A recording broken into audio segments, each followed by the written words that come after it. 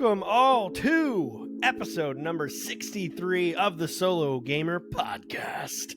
My name is Ian. I am going to be your host today and most days, but I am joined, as ever, by the most esteemed gentleman and co-host, Kyle. I see you laughing over there. What's going on, man? Welcome to the show. Another week.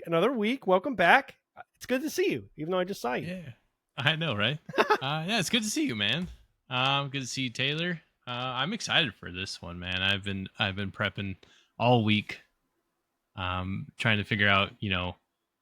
I feel like I figured out my top 25 pretty quickly, and then cutting them out was just so brutal.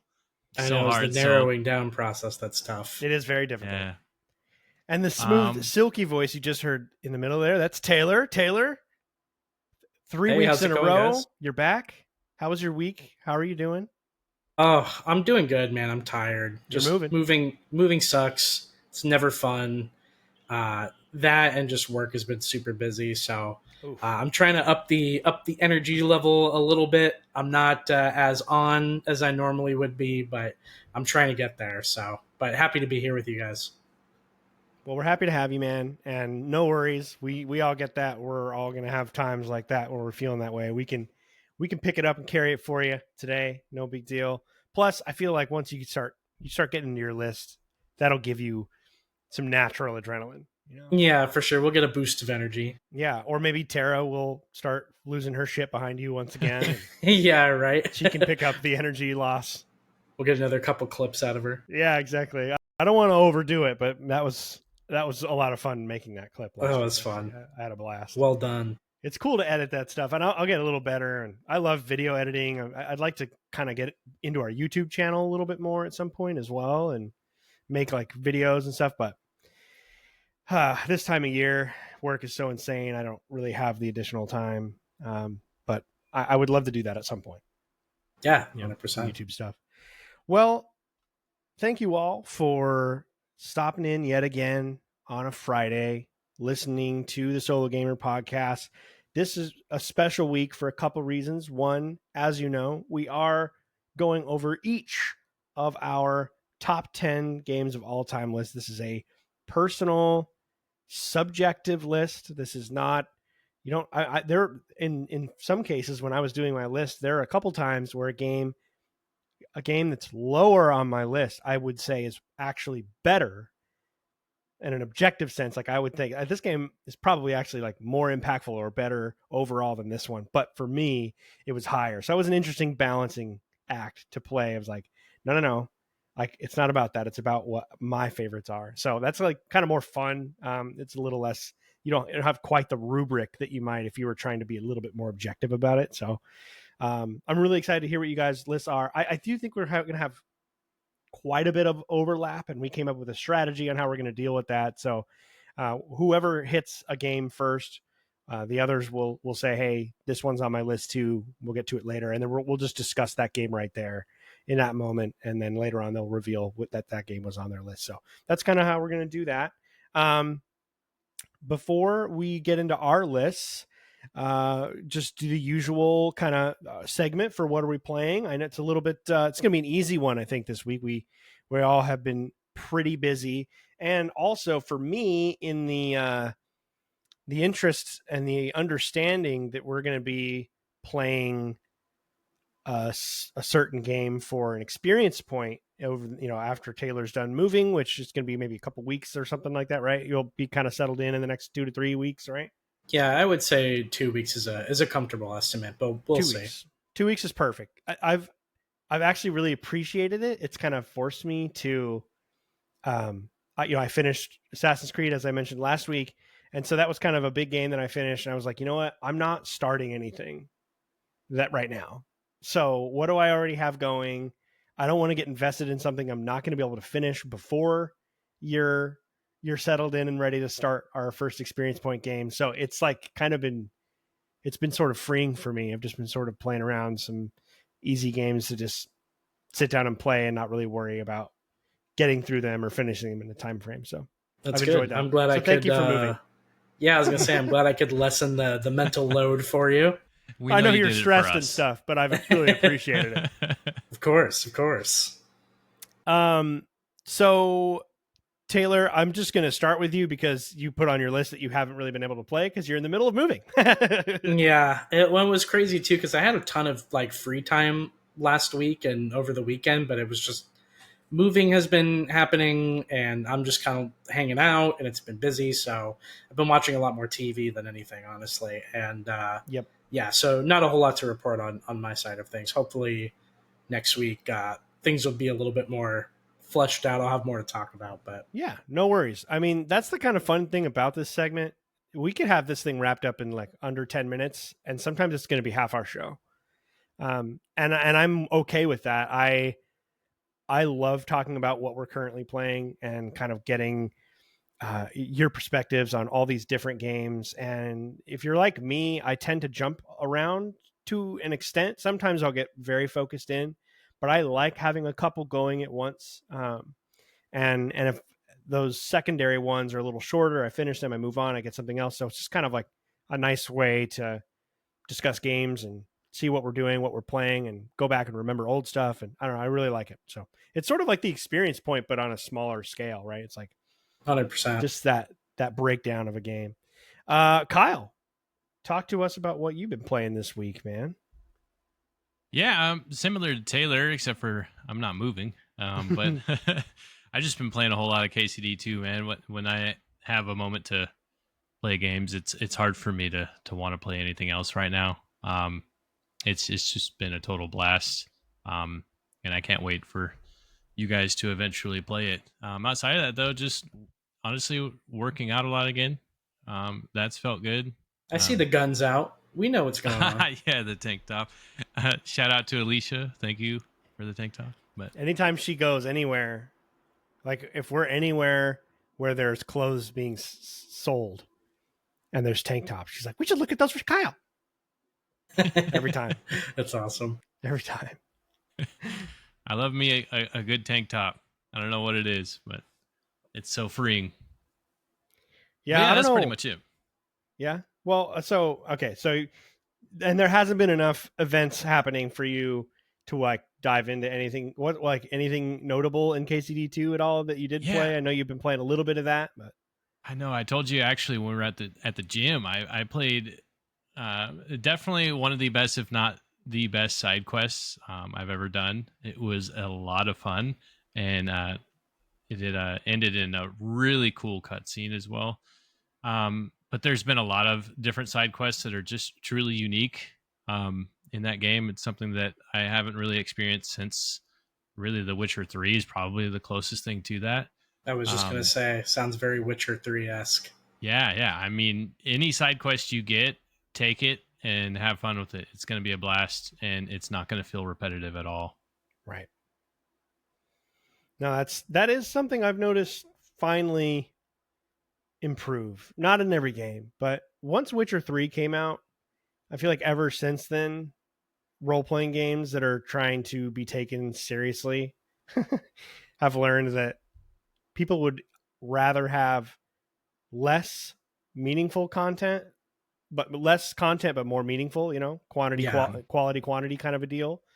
And Witcher had a ton, but they kind of managed to figure out a way to make them feel individual and unique. And they could make a formula, like the Witcher contracts, where, yeah, that's a repeatable thing that you're doing. But every single one had its own little storyline and resolution and choice moments. And they never really felt like, oh, it's just these little contracts. They all felt like part of the story. It was hard to even really tell the difference. So I really appreciate that about a lot of more modern, well-written role-playing games. And I mean, CD Projekt Red is right up there too, and it sounds like Warhorse Studios is catching up. And man, the more we talk about this game every week, it's like is that going to be my big fall game? I always have one big like winter, late fall winter game that I play from like mid-November through February, March of the next year.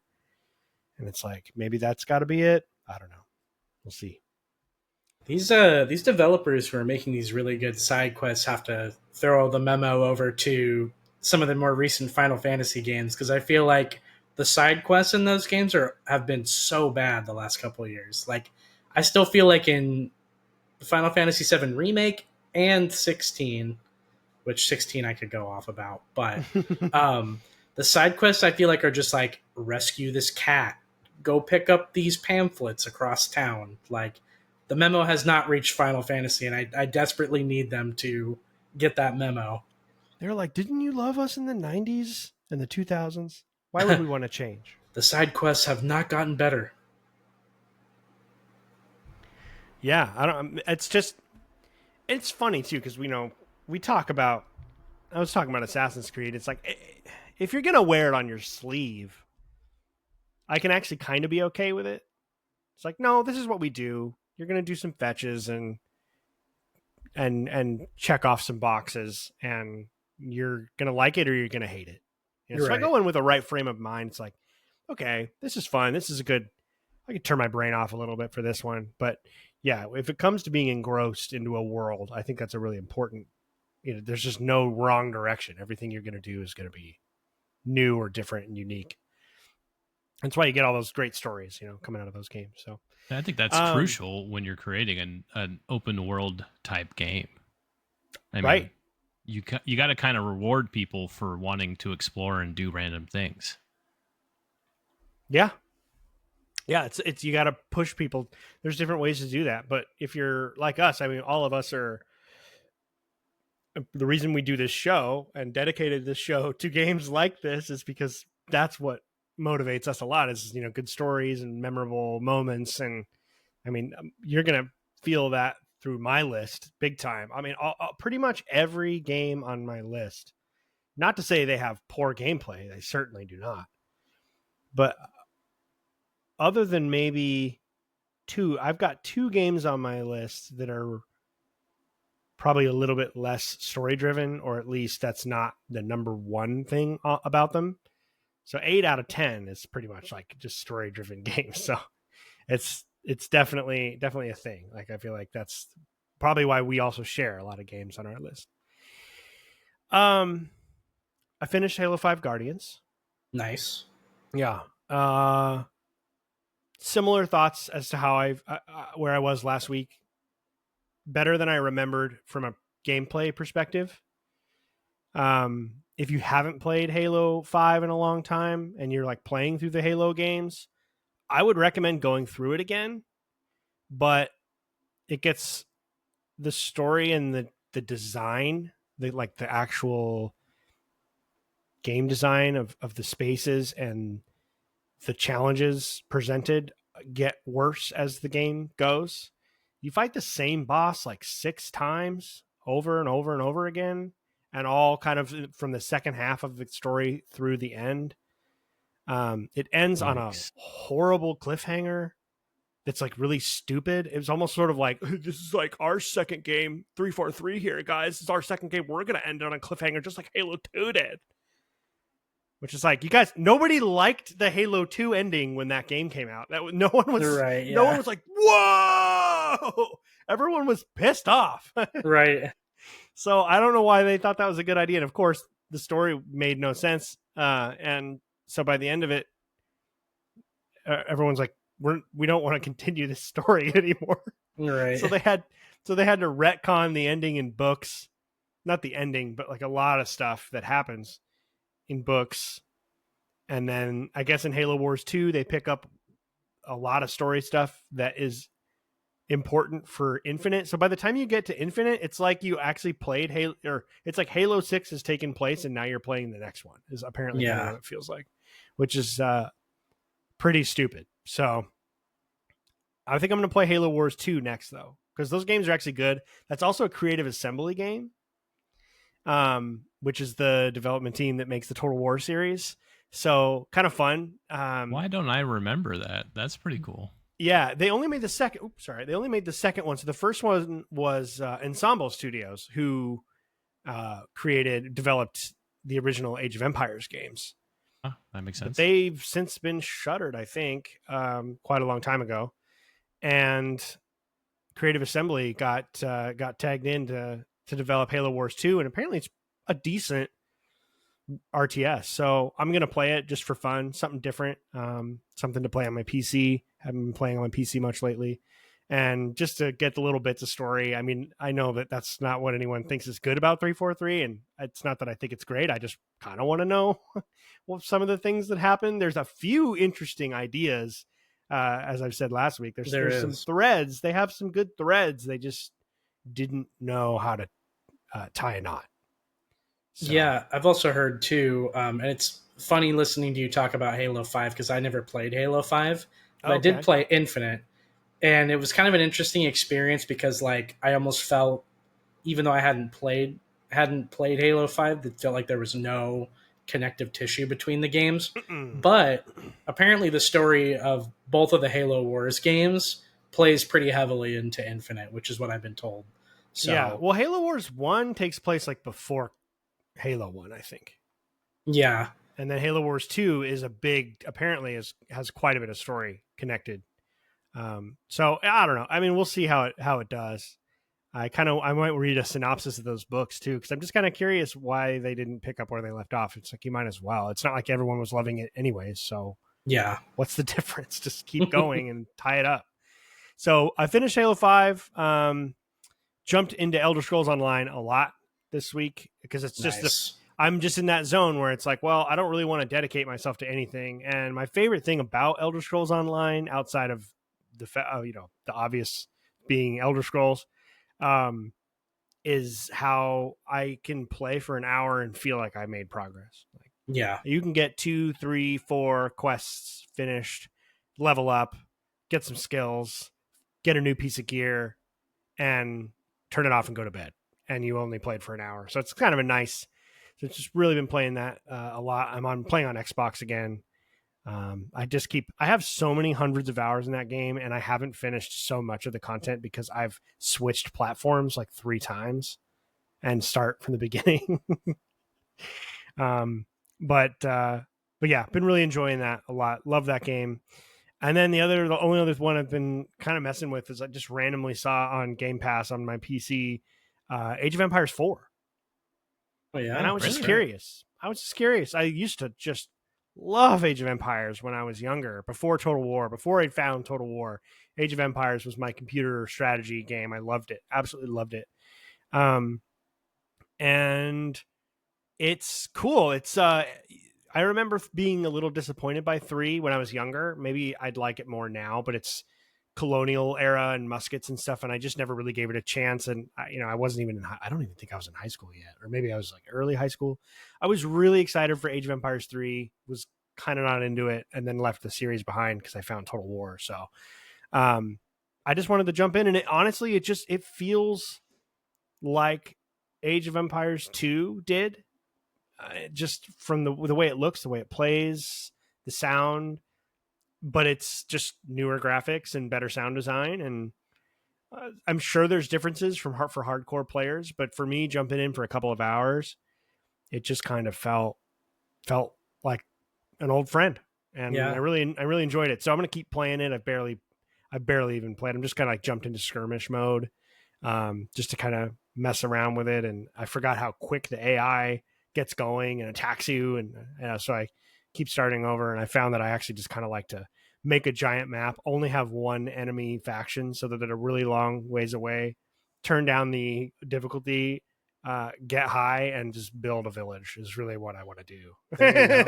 So it's kind of been like a relaxing, like almost cozy game, because I'm not really playing it very I'm not playing it very well. I'm like, oh, leave me alone. I'm trying to build my little main street here. And then they come in with their cavalry. I'm like, oh shit, I'm not keeping up. Remind me, Age of Empires is more of a like traditional RTS, kind of similar to StarCraft, right? Correct. Yep.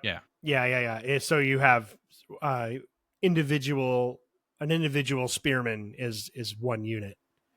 Right. And you build little buildings that you then recruit troops out of, and then you have villagers that are responsible for harvesting all of the resources throughout the world, and you build your little economy, and then you build a specific building that gets you into a new age. So it's like dark age, castle age, and so on. And so you get more and more, and it's like really quick. You can play through a whole thing in a couple of hours if you were really on it. And Nice. wanted to do it that way. So I've only played for a few hours, but it was fun. It was just kind of I get to experiment with stuff like this when I'm not in the middle of like a big primary game. It's going to take the next 50 hours from me. So I've been enjoying just kind of cruising along. So fun. So before we jump into our lists, I wanted to get all of our write-ins. We have 2 write-ins about kind of favorite games of all time, a couple favorite games of all time, things like that. We also have a 3rd write-in that's actually a pretty good conversation starter. Bitcoin Vinaigrette wrote in, and there's a lot in here. It's a phenomenal write-in, Bitcoin, and it's got some big conversation starters. So we're gonna have to be careful to not get too lost in this. But I'm gonna put the clock very up. Good. It's yeah. I see it's right at the top of our screen here. 21 minutes we've been recording. So I just I'm gonna read it. There's kind of 3 bulleted questions and or statements. It's very good. It's very well written. I think we'll enjoy this. You guys will enjoy this. And let's just answer each one at a time so that we don't kind of forget to address a little bit of it. And we'll do our best to answer them fairly and thoroughly without taking 48 minutes, which is difficult. So some questions for the cast. Bitcoin writes. 1. Are there games that do software as a service, SaaS, because Bitcoin is going to refer to it as SaaS later throughout the write-in. Are there games that do software as a service in a way you find agreeable? If so, do you think the model can be applied to others in the industry? If not, do you think development companies will ever adjust the path back to having games be a single transaction, or is AAA damned to loot boxes / subscriptions? Or if y'all see SaaS differently, I would also be interested in that take. Loaded question with a lot of angles and current examples to pick from. So we could probably do a show on this question alone, to be honest. Yeah.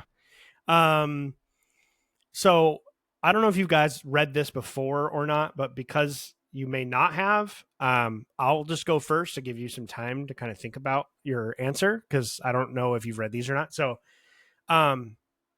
that's a really good question. The number 1 question is very good. You'll find, I think as we go along that and probably all 3 of us are very nuance. We're into the nuance. We like nuance. No matter what we're talking about. Like, we could be talking about video games. We could be talking about our sports teams, and we could be talking about politics. We could be talking about history. We could be talking about science, anything, religion, all the scary stuff. Anytime I've had a conversation with these 2 and most of our close friends, despite what the world feels like most of the time, we're not super into crazy hot takes with no information and no research or whatever, and we don't usually just go one way or the other. So of course, software as a service can definitely be agreeable. It can be phenomenal if it's done right. I mean, I was just saying, I play Elder Scrolls Online. I've played Elder Scrolls Online for a combined I think 700 hours or something like that. I mean, I don't think I've played any game more than Elder Scrolls Online. And I've purchased a lot of stuff in that game. And Helldivers is another one. Helldivers 2. I love the microtransactions in that game, the way that you can buy cool outfits and you still have to earn them through playing the game. I think you can definitely do this in the right way. It's just like anything else. There's proper paths to take to make it work. But just like anything else, just like last week when we were talking about the Assassin's Creed and Ubisoft, every time they find something that works, they then overdo it. Mm-hmm. They push too far, too aggressive, too much. They don't understand why it was good. They just realize that people like it, so they're just like, just go, just make more. And I think that's the problem with anything that can work, is it can also be overdone, and it's over predatory, and it turns into gambling and pay to win and all these kinds of things. And just these kids that spend so much money and they don't know, It's awful. So a spectrum, right? Yes, I do enjoy it sometimes, but sometimes I don't. Taylor, what do you think about this question? Yeah, it's an interesting question. And shout out to Justin. He's the one that had the write in Bitcoin Vinaigrette. Miss you, buddy. Hope you're doing well. But yeah, as far as software as a service, games as a service is concerned, I think it's kind of one of those things where you just have to find the pocket that you like being in with games as a service and sort of stick to it. And you got to find the ones that do it the least egregious, I think. So I think a lot of your MMOs, I think, have a pretty reasonable games as a service model, especially since like you have the server upkeep that you have to maintain. And so I don't feel like charging $15 a month for the ability to have a persistent world with things going on and lots of people in them is really that much of an ask. But they do throw things in there sometimes that I think can be beyond the pale of what I think is acceptable. Like, for instance, I have no issue with somebody like World of Warcraft, right, charging like a $15 a month subscription fee. What I do have an issue with, though, is selling currency for real life money because it screws up the economy of the game. You get a lot of people coming into the conversation saying that it's pay to win and so on and so forth. So I think that there's an erosion of the competitive scene for games like that I don't really appreciate. But I don't know. It's kind of like you said, Ian. A lot of these companies and a lot of these games are doing the same monetization models. You don't really see it as much with loot boxes anymore. I think that that's kind of we had our era with that, and I think Battlefront 2 kind of just ended it. yeah, I mean, it got so much bad press that I think a lot of companies have sort of moved past the need for it. But what we are in the era of is the battle passes. Like pretty much every game that you play on a multiplayer side is gonna have a battle pass, which I think can be done reasonably well. Like the battle pass in like Magic the Gathering Arena, which is a game that I play all the time, I think is a very fair battle pass. And just as long as you're playing the game, you'll be able to look at the puppy. I've always wondered if she was going to come in here. She's a little terrorist. Oh, so cute. And I leave my sorry to interrupt you with that, but she just popped in. She didn't know how to get in here before because that door's closed. Yeah. And she just came in here, was like jumping all over me. Oh my god, let me up on your chair. Let me up. And now of course she wants to leave. Sorry to interrupt you. Go ahead. No, you're good. Yeah, so I think that Battle passes. Magic the Gathering Arena, I feel like has a pretty fair battle pass for the most part. And as long as you're actually playing the game, I feel like you can make pretty good progress in it. I feel like there are a lot of multiplayer games that kind of time gate their battle passes to be pretty egregious to where you don't actually earn a lot of the things you're playing in them. So, but yeah, I guess to round everything out, I think most of the MMOs have a pretty good monetization model as far as games as a service are concerned. You mentioned Elder Scrolls Online, I think does it fantastically. They have their own loot box system, but you don't really have to engage with it too much.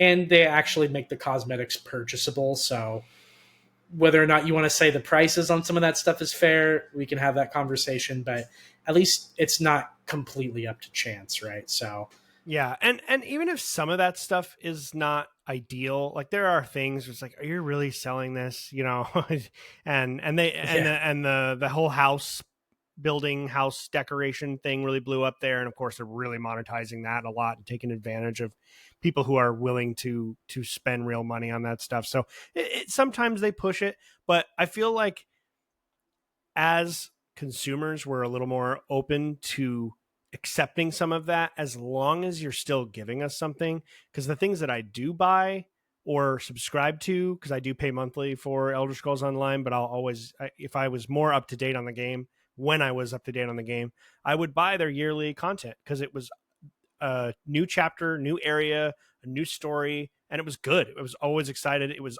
right on time, June 15th, year in, year out, whole new section. Can't wait, jump in.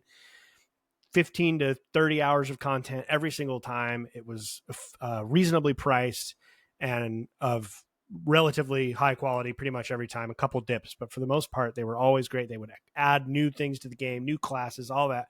So they've been so good about treating it the right way that it's like, all right, I'm not choosing to buy some of this stuff because it's a little over the top, but it's not like this is all you're giving me, right?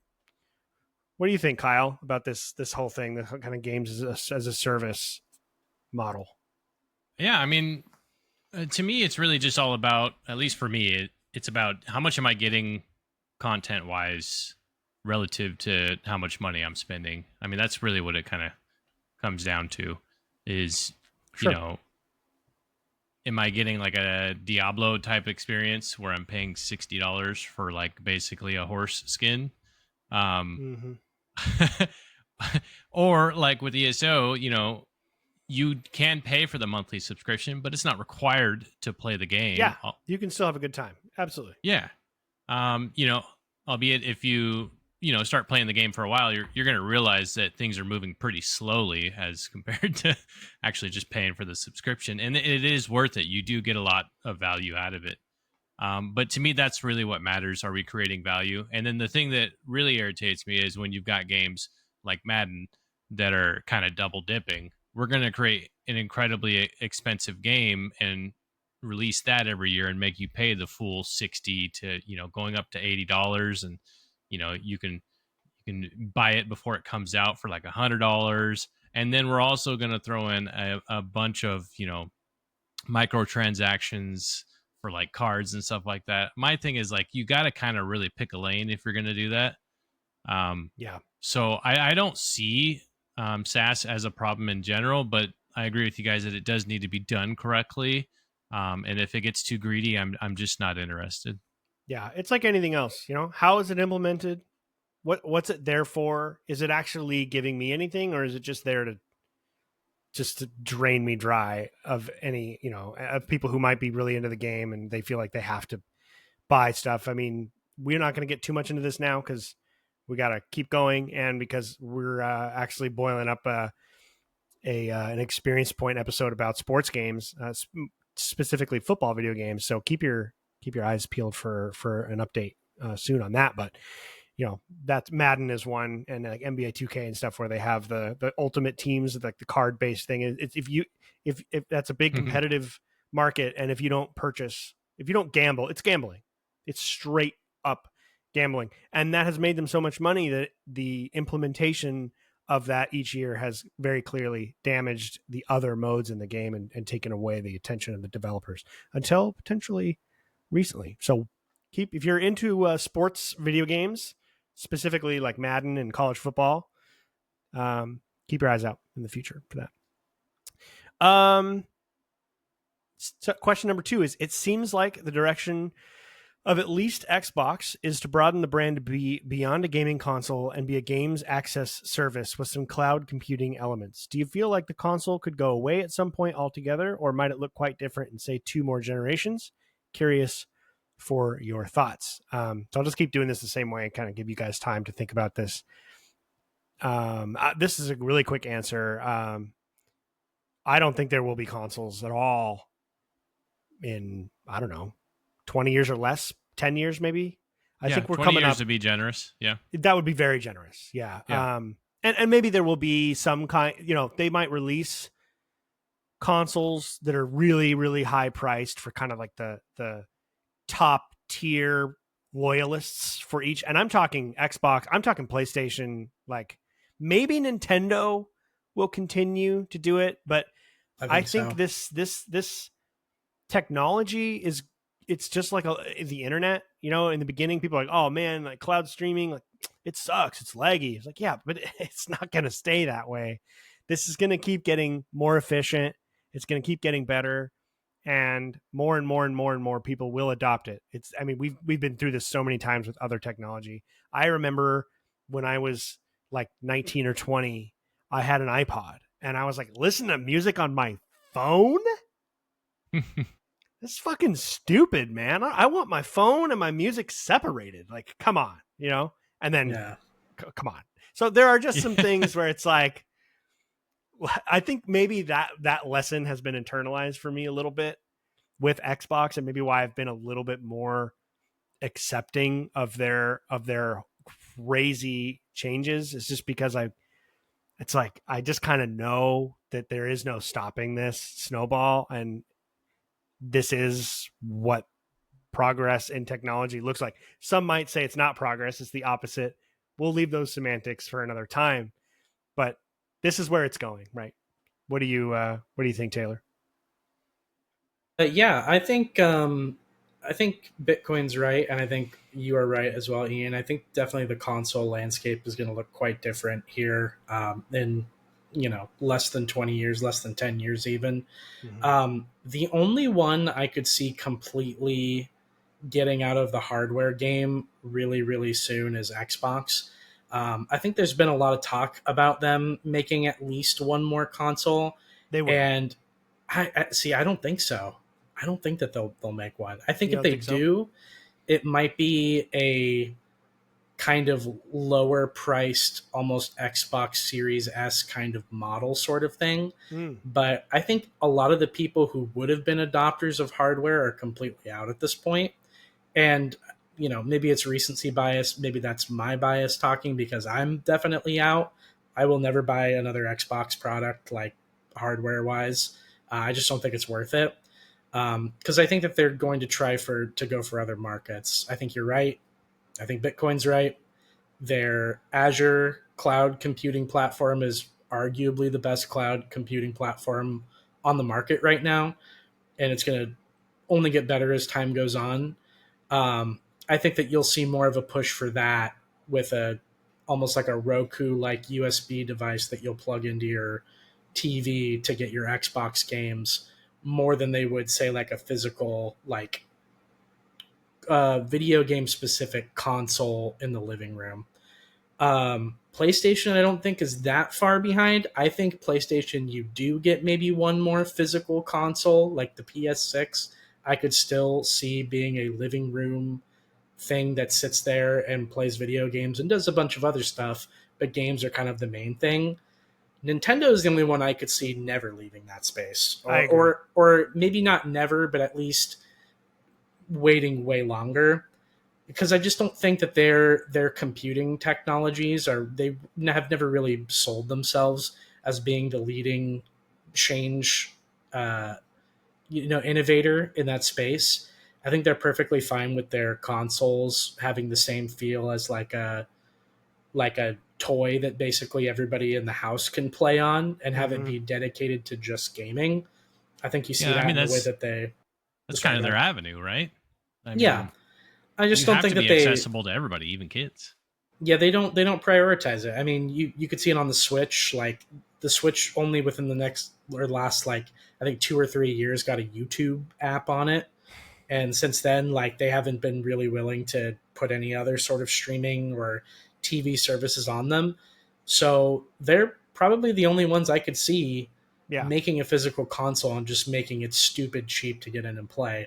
Switch 2 notwithstanding. So yeah, that's what I think so far. I think Xbox is really the only one that goes away in the immediate future, console wise. I'd agree with you on like 70 or 80% of that. I think the only thing we would say I would probably think is different is that I think it's I think Xbox does one more, but the opposite of what you said. I think that if I would agree with you, their Fire Stick kind of a thing for Xbox games, or get it on the apps on all the smart TV. That I totally, yes, that's what they're going to do, especially because they're going to make all the games that you own digitally streamable.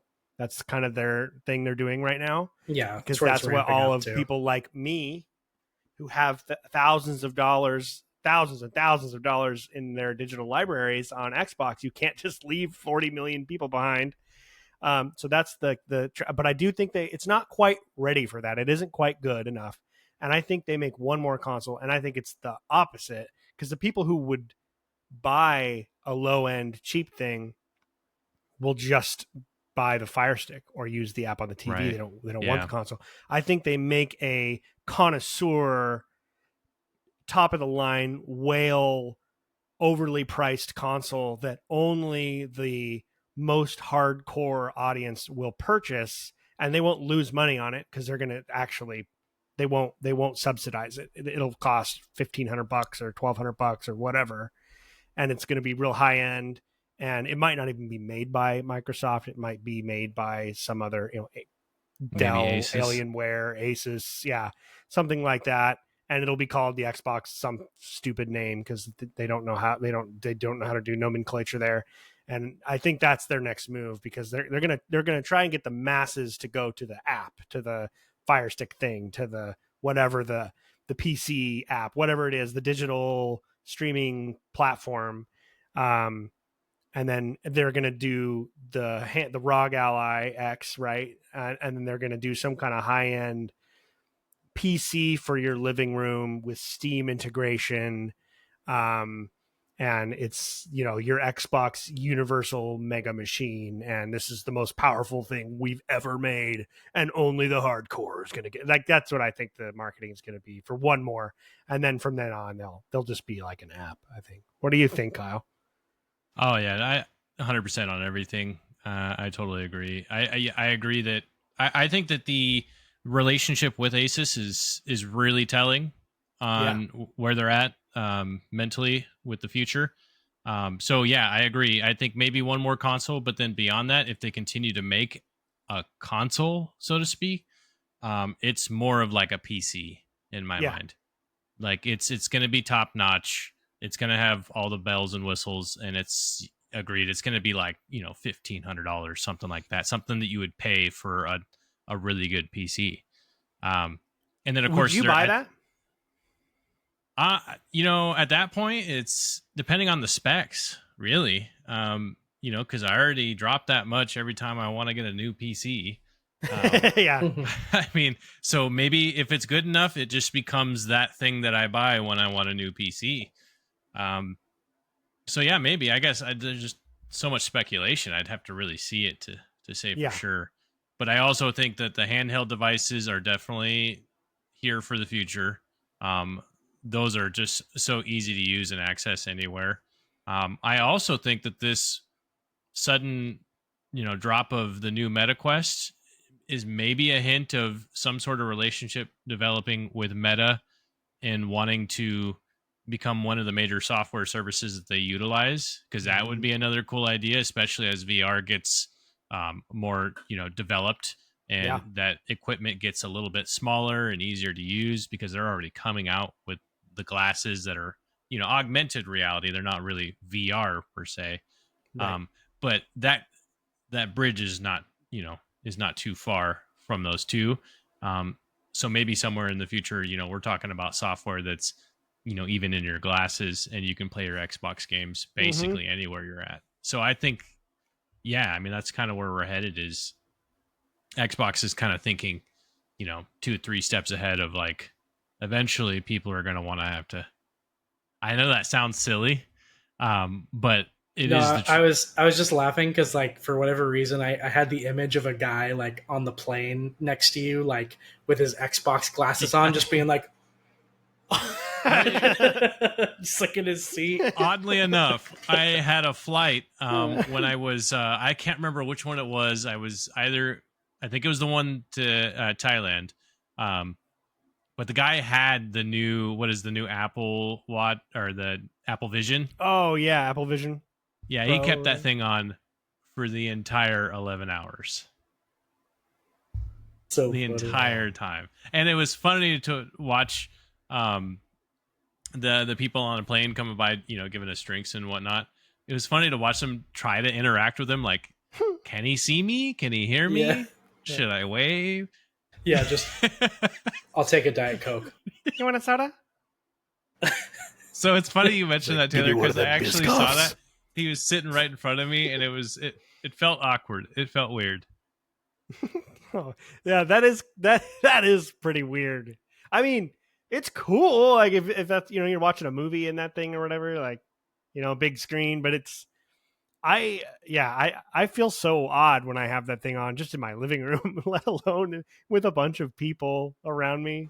The flight attendant is like, all right, guys, we're going to dim the cabin, give some people some time to sleep. You just see glowing bright green guy in the aisle.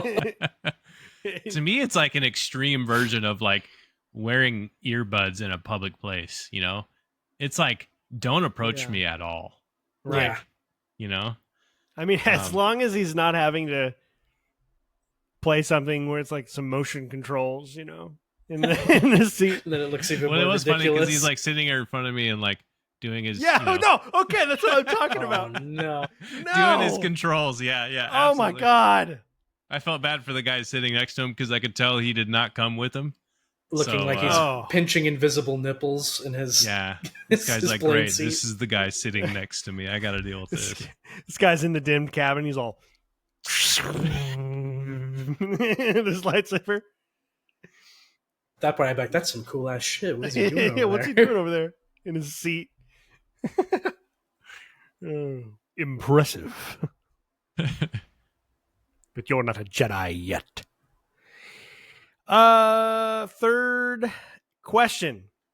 This is more for PC players.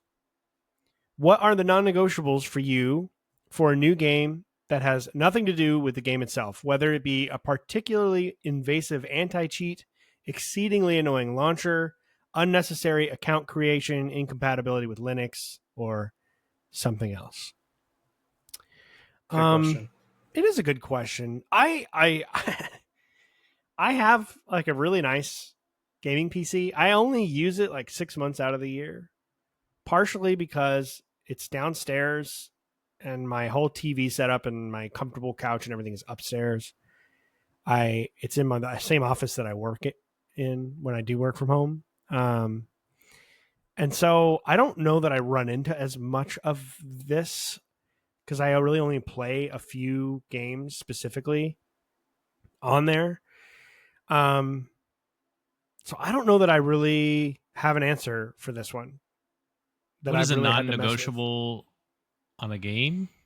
Yeah, so like it's not about an example would not be, oh, I don't like the gameplay, but it would be something where it comes with DRM or invasive anti-cheat software that has to install on your computer and has pop-ups and messes with your experience, or an annoying launcher, like maybe it's a game that you have to launch through like Ubisoft Plus or Epic Game Store or whatever. You have to go in there, like, you don't, some people won't even, a game will be exclusive to Epic and I'm like, it's exclusive to me not playing it, is what that means. What else he said? Unnecessary account creation. That was a huge issue for Helldivers 2 when it first came out. Sony required you to create a PlayStation account, even though they launched it on Steam and PC, which that pissed a lot of PC players off, and it actually screwed Sony over because there's some places that you couldn't create a PlayStation account in certain countries because they don't sell PlayStations in those countries. Right. So they couldn't even sell people the game in certain territories. So things like that. I don't really have an example. Taylor, do you have anything like this? No, I was gonna say there's not really a whole lot from a PC game side of things that's a huge non-negotiable for me. I think really the big thing for me is like really crazy monetization, like we talked about earlier. Yeah, that's kind of the one thing that I will not budge on. Like if I get into a game and they're lopping off massive parts of the content, or I feel like I'm not getting my money's worth for the initial package up front, for a PC game, that's kind of like when I will tune out or just wait till it's cheaper or whatever the case is. But I'm big on, voting with my wallet when it comes to microtransactions and things like that. And yeah, if it's a little bit too egregious, I can't do it. But all of these other things, like China has all of my information, so if they install a thing to like figure out what I'm looking at, like whatever, like American companies have all your data too. So yeah, they're listening to us right now. I have my phone right here. It's definitely listening to me. Yeah, you're getting tracked. I mean, I've never been super loyal to a launcher. I mean, I prefer Steam. I think most people prefer Steam, but if there's a game that I get for free on like Epic, like I played Star Wars Battlefront on Epic because it was like free, for a certain amount of time, and didn't bother me one bit. So yeah, nothing super crazy from my side outside of that monetization. Free to play, I don't really care. Like when a game is free to play, I'm sort of like, It depends on what they offer, I guess, with the free to play. Yeah. I guess the only time I ever experienced that is similar to what you're saying, Taylor. If there's a lot of pay grabbing, instances in the game, I'm just not interested. I want to buy the game and be the end of that. Which is why I probably don't play really any mobile games, as fun as they may seem to be. It's like, it's either a free to play game with a ton of incredibly annoying ads and like pop-ups and things in your way, or you have to pay a ridiculous amount of money and then continue to pay money to keep caught up with the game. Mm-hmm. I can never really find like a good game that I can, pay a certain amount. I'd even be willing to pay a certain amount and then just stick with playing that game. There's no such thing as that in mobile games. So I guess that's the only instances like mobile games kind of need to figure it out, because I have zero interest in playing about like Balatro on of them. mobile. That's all I'll say. Yeah, absolutely, best mobile game ever. Totally worth the initial like $10 or whatever it is to buy it. Thank you. Okay, that's good to know.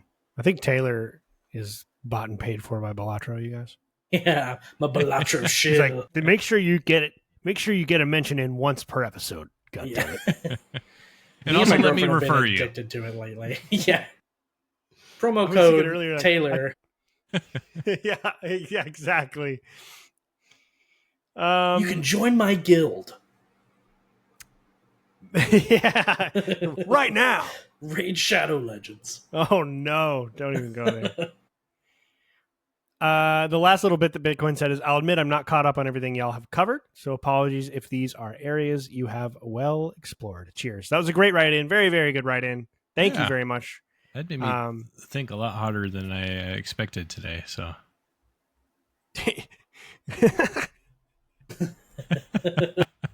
I'm serious, man.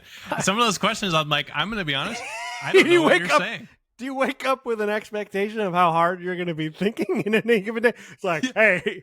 No, I'm talking about in this instance today. Well, I mean, when I wake up, I definitely feel like I'm not doing any thinking for the next 2 hours. Yeah. That's good. Let's do the other write-ins. Just these are more about our top 10, and then we'll dive in. Look at us. We're not even at an hour yet. We're going to be okay. Doing great. All right. It's going to be all right. It's really good podcasting to constantly reference how long the show is in the middle of it. That's awesome. Really high professional attitude there. All-time favorite game for Craig's Gamer Room. Craig wrote in, all-time favorite game is Mother 3. Bet you know, didn't think that's what I was going to say after Mother. It's like, surely there's more. He's like, whoa, what's this game? Mother 3. said Samuel L. Jackson. Samuel L. Jackson should get a job pushing Mother, the Mother series. Genius. That would be hilarious if you were just trying to censor the actual name. Yeah. Mother 3. Get your Mother remastered. Sorry, Craig. All-time favorite game is Mother 3. It's the closest thing to a perfect video game, in my opinion. Great humor, art, music, phenomenal storytelling, and a creative turn-based combat. Hashtag legalize Mother 3. Also, even though it's number 10 on my top 10 games of all time, I want to give a shout out to Oblivion Remastered, as it came out this year and has already made that much of an impact on me. Much love to the OG, but the dark fantasy vibe they went with for the remake is unrivaled. The absolute best vibes. So, agreed. Couple of good entries there for favorite games. Cream Lord wrote in again. All right, he's back. Lord of the Cream. I'm never going to not invert that afterward. So just get used to it. It's going to be Cream Lord, and then I will say Lord of the Cream in a dramatic movie voice every single time. Get used to it. Lord of the Cream says, I stopped playing single-player games for a long time, unless something really piqued my interest at the time, like the Arkham games. I mostly only played online shooters from like 2002 till pretty recently. I started getting more interest in diving into single-player experiences more, in part thanks to this show, actually, and because I'm friends with Taylor.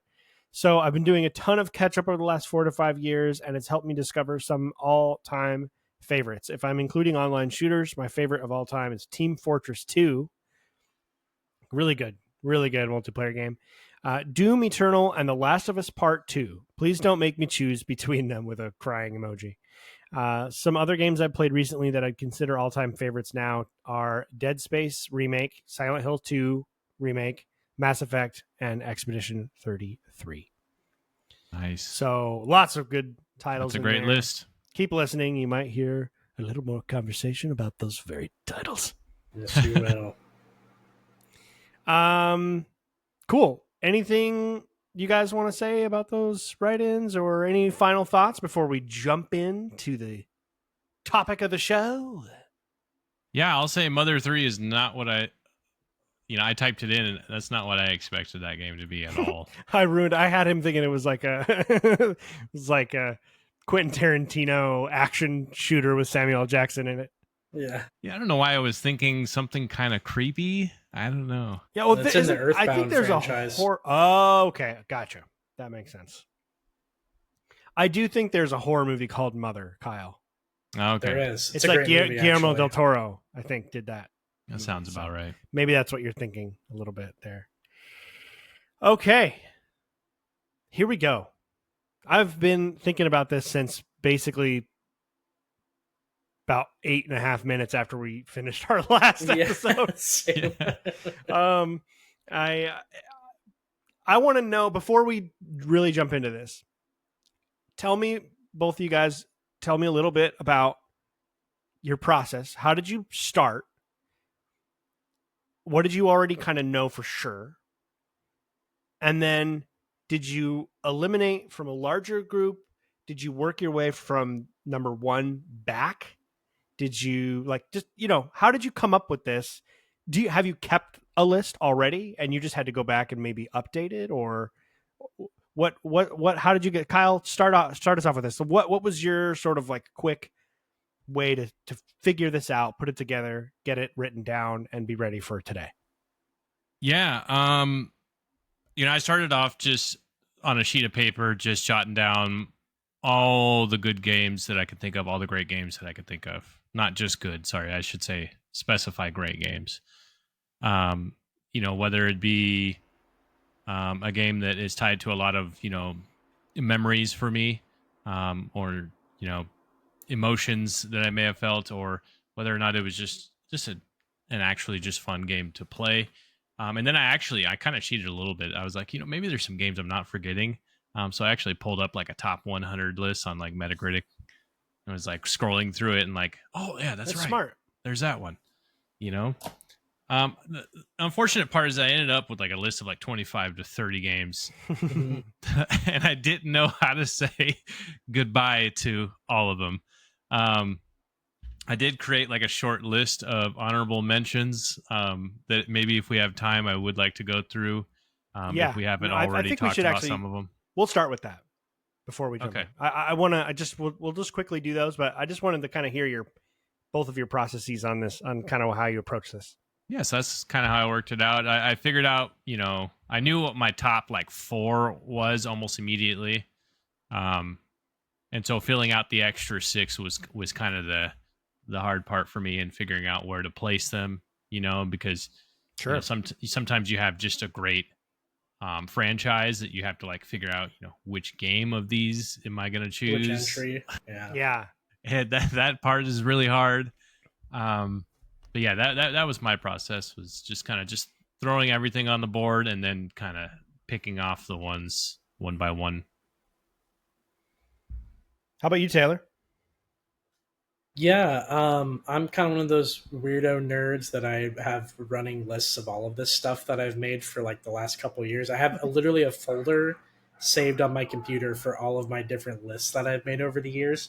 And I've gone back, like probably since like the year I was born, I've made a top 5 favorite games of every year, like that's come out since then, and kind of picked and choose between those. So I had a top 10 favorite games of all time that I made, I think in like 2020 or 2021, somewhere kind of around there, and brought back up that list and sort of shifted some things forward. I added 2, I think, completely new games to that list within that time, and then kind of changed around the order a little bit from there. But yeah, I've had kind of this list saved for a while and only recently added new stuff to it. So I'm excited to do that again. Yeah, it is interesting. I've always been into this lists and things of that nature. I'm a simple creature. Sorry, my dogs are freaking out behind me. So if you hear them, the neighbors are taking their dogs for a walk. So how dare they? Yeah. Oh, dude, it's not even really like an aggressive, like, oh my God, there's enemies. They know those dogs. They know those people. They like those people and the dogs. So they just really want to go out there and say hi. That's what they want to do. They just stopped though. So perfect. It's like, oh, hold on, guys, Dad's got to back on the mic. it's what it seemed like. They stopped like as soon as I hit unmute. So I did have a list. We may have done this before too. I think we made like a long time ago, a really long time ago, in one of the earlier episodes. We may have actually gone over our favorites, but I don't really remember it. And if I don't remember it, I don't think any listeners are going to remember it. And it's been many years since then. And I had some of a list, but I kind of just deleted it and started over. It's like I really want to just kind of start fresh. And I started from 1 up. And what I found was that my number 1 hadn't changed, but my 2 did. And actually, as I went, I was like, I thought I knew what my top 5 was. I went and I kind of looked at it again, and I actually made some changes. I kind of surprised myself. It's the first time I've thought about it in a while. And I was like, I need to be more honest. I mentioned this earlier. Like, there are games on here that I do think are higher on my list that are maybe not quite the games that something that's a little bit lower on the list. But I was just like really honest with myself, like, what is truly my favorite? So it was kind of a cool way to sort of reevaluate what it is I care about and what it is I enjoy so much about them, and change things around. Let's get some of the honorable mentions. We don't have to go into crazy detail on any of them. I have a couple. Kyle, give me just like a quick rundown of a few of your honorable mentions that didn't quite make your list. Yeah, and I'm going to skip over a couple because maybe some of these might end up on a list here, on a top 10, so I'll be careful of that. But a couple that I had to shout out, starting off with Diablo 2, very important game of my childhood. And then of course GoldenEye 007 is just a classic game. Oh yeah. Shout out to ESPN NFL 2K5, still my favorite football game of all time. It's not even close. And then I had to put StarCraft, even the Tony Hawk Pro Skater games. I can't even choose just one, but those are great. Good. I mean, I have so many memories of just playing horse with friends, 3 is my favorite. Yeah. And then I did have to give a shout out to the early 2000 Maddens. Those are pretty good. Yeah, that's when I got into Madden. It's like yeah. 04, 05, 06 era. Yeah. Yeah, I like those a lot. Lastly would be, this is kind of an odd one, but Blitz the League was a really fun game for me. Oh, I remember you telling me all about that game. Oh, man, I loved that game. I know it's really silly and overall not a great game, but I absolutely loved it when it came out as a kid. That was a good one. Yeah. Couldn't you, like, get laid in that game? I don't. They were like women in bars. They were like women in bars, and you could like buy them drinks and stuff or something like that. No, not necessarily. Well, there was, I guess, maybe in some of the story mode, like the dialogue, the main characters would interact with women, and it definitely wasn't a healthy conversation. Let's just say that. I remember something like that from those games. There was a whole lot of drugs involved, that's for sure. I was gonna say, I remember like your players getting like catastrophic injuries or whatever. They'd get like injected with the like cortisone or whatever it was. Which was your decision, by the way. You're the coach, and you could be like, actually, you need to juice up and get back out there. Yeah, so funny. and you could develop your skills at providing them with like better juices, essentially. And so you got better at creating these drugs for your players. It was so insane, but I had so much fun. It's so 2000s, man. It is. Blitz the League. You know what? Maybe someone should make one of those again, because you don't have to worry about the the I don't think you licensing. can get away with it these days. No, but at the very least, let's come out. We're get GTA 6 here soon. It'll be all kinds of. I know I've talked about it before, but let's come out with another Street game. NBA Street, Yes. NFL Street. I don't care. Agreed. Those games were so fun. Both NBA and NFL were both really, really good. Yeah, I didn't really play those. That was kind of like before I was into sports. I didn't really get into football and sports until like 04, 05, and I didn't really start playing the games until a little bit after that even. So I kind of missed out on some of those things, I think. Taylor, was that the end of your, sorry, Kyle, was that the end of your honorable mention? Did you have any other ones? Yeah, no, that's it. Because I don't really want, it was such a long list, but those are the ones that I really had to highlight. It's tough. How about you, Taylor? What are some, give us a few of your ones that were just almost there. Yeah, there's a ton of them. I think just off the top of my head, though, I would say like Red Dead Redemption 1 and 2. I might like 2 a little bit more than 1, but both of those games I think would just miss the cutoff of like a top 15, 20. The original Crash Bandicoot games, like that original trilogy on PS1, the Spyro trilogy on PS1, I think would probably be there too. Yeah, I don't know. Just there was maybe like Super Mario Galaxy, Super Mario Sunshine. I think would probably be close on that list too. Donkey Kong Country. Are you a Jack and Daxter guy? I love Jack and Daxter. I don't like the second one as much, but the first and third I think are like phenomenal games. Yeah. But those off the top of my head would be honorable mentions. Yeah. It's interesting. I feel like a lot of there's a theme so far for you guys of games of your childhood that you are recognizing as very important and impactful, but you didn't want to actually have in your top 10. Like I definitely get GoldenEye for sure would be one for me where it's like, that's definitely not a top 10 game of all time on any list, I don't think, but boy, it was really huge. It was really important. The multiplayer, the memories, the music, the design, the levels, the movie itself, the 90s, the late 90s, the 60s, it's just the aura, as the kids would say. That game had some fucking aura, dude. Yeah, 100%. Yeah. GoldenEye is just vibes on vibes on vibes.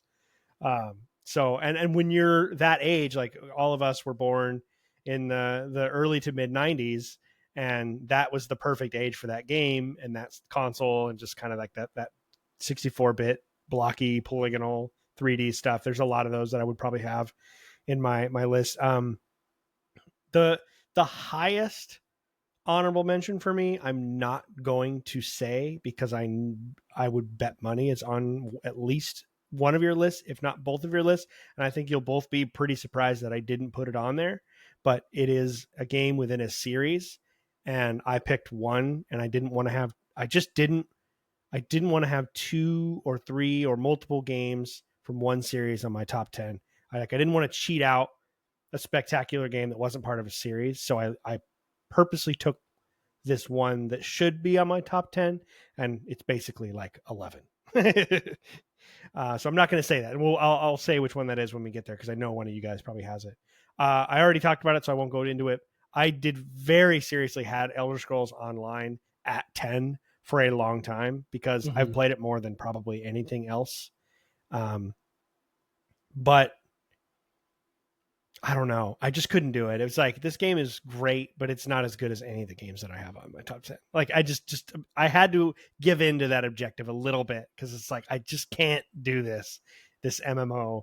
It's no one single part of Elder Scrolls Online is better than any of the games that I have. But as some of some of its parts, I love it, and it'll always be one of my favorite games. So, I could not pick a single entry for the Total War series. And Kyle, I know you're a big fan, so you may very well have one of those on your list. So I won't go too much into those. But I immediately thought of Total War as like somewhere in like the 10 to 5 range, because that's how much I've played those games. But when it actually came down to picking one, I was like, all of these games are very flawed in one way or another. And I had problems with this one or problems with that one. Even the ones that I love to death are just they weren't high enough quality at some point. Maybe they came out broken as hell and they got better later. Whatever the case was, I couldn't put a singular Total War. So it's like, in a weird thing, if we were talking about franchises as a whole, it would make it onto like a top 10 franchise list. But we're talking individual titles. I couldn't pick any single one for Total War to be on there. My last one I'll say for me, this was tough, but I had to cut it, was Alien Isolation. Just a remarkable game with just amazing, just absolutely, like, it's just one of those games. It was like what we were talking about. We were talking about Witcher earlier and KCD earlier, in the sense of like, oh, it actually started doing something different from everything else. And just the whole AI system that governed the alien, the xenomorph, it's just unlike anything I've ever played. I've only ever played it once, and I haven't gone back because it was just such a like picture perfect playthrough of a game. And I still remember every bit of that game, and I haven't really even had to replay it. I think I will someday, but that's how it just stuck into my brain. And I was obsessed with it for like a month straight. And when it was over, I was just like, I'm such a fan of Alien. It's definitely one of my favorite games of all time, but it was probably one of the toughest cuts that I had to make. For sure. Yeah, that's rough, because I know how much you love that. Yeah, you've been talking about that game for a long time. IP in general. Yeah, I love the Alien IP. For better or worse, all the warts and all. It's one of those franchises. I think there's a few franchises, both in gaming and movies, where it's like within it has some of like the greatest movies of all time and some really terrible movies. And it's kind of crazy how that can happen, but it does happen. So same thing with games. There's a lot of bad Alien licensed games out there, but Isolation is everything that's great about Alien distilled into video game form.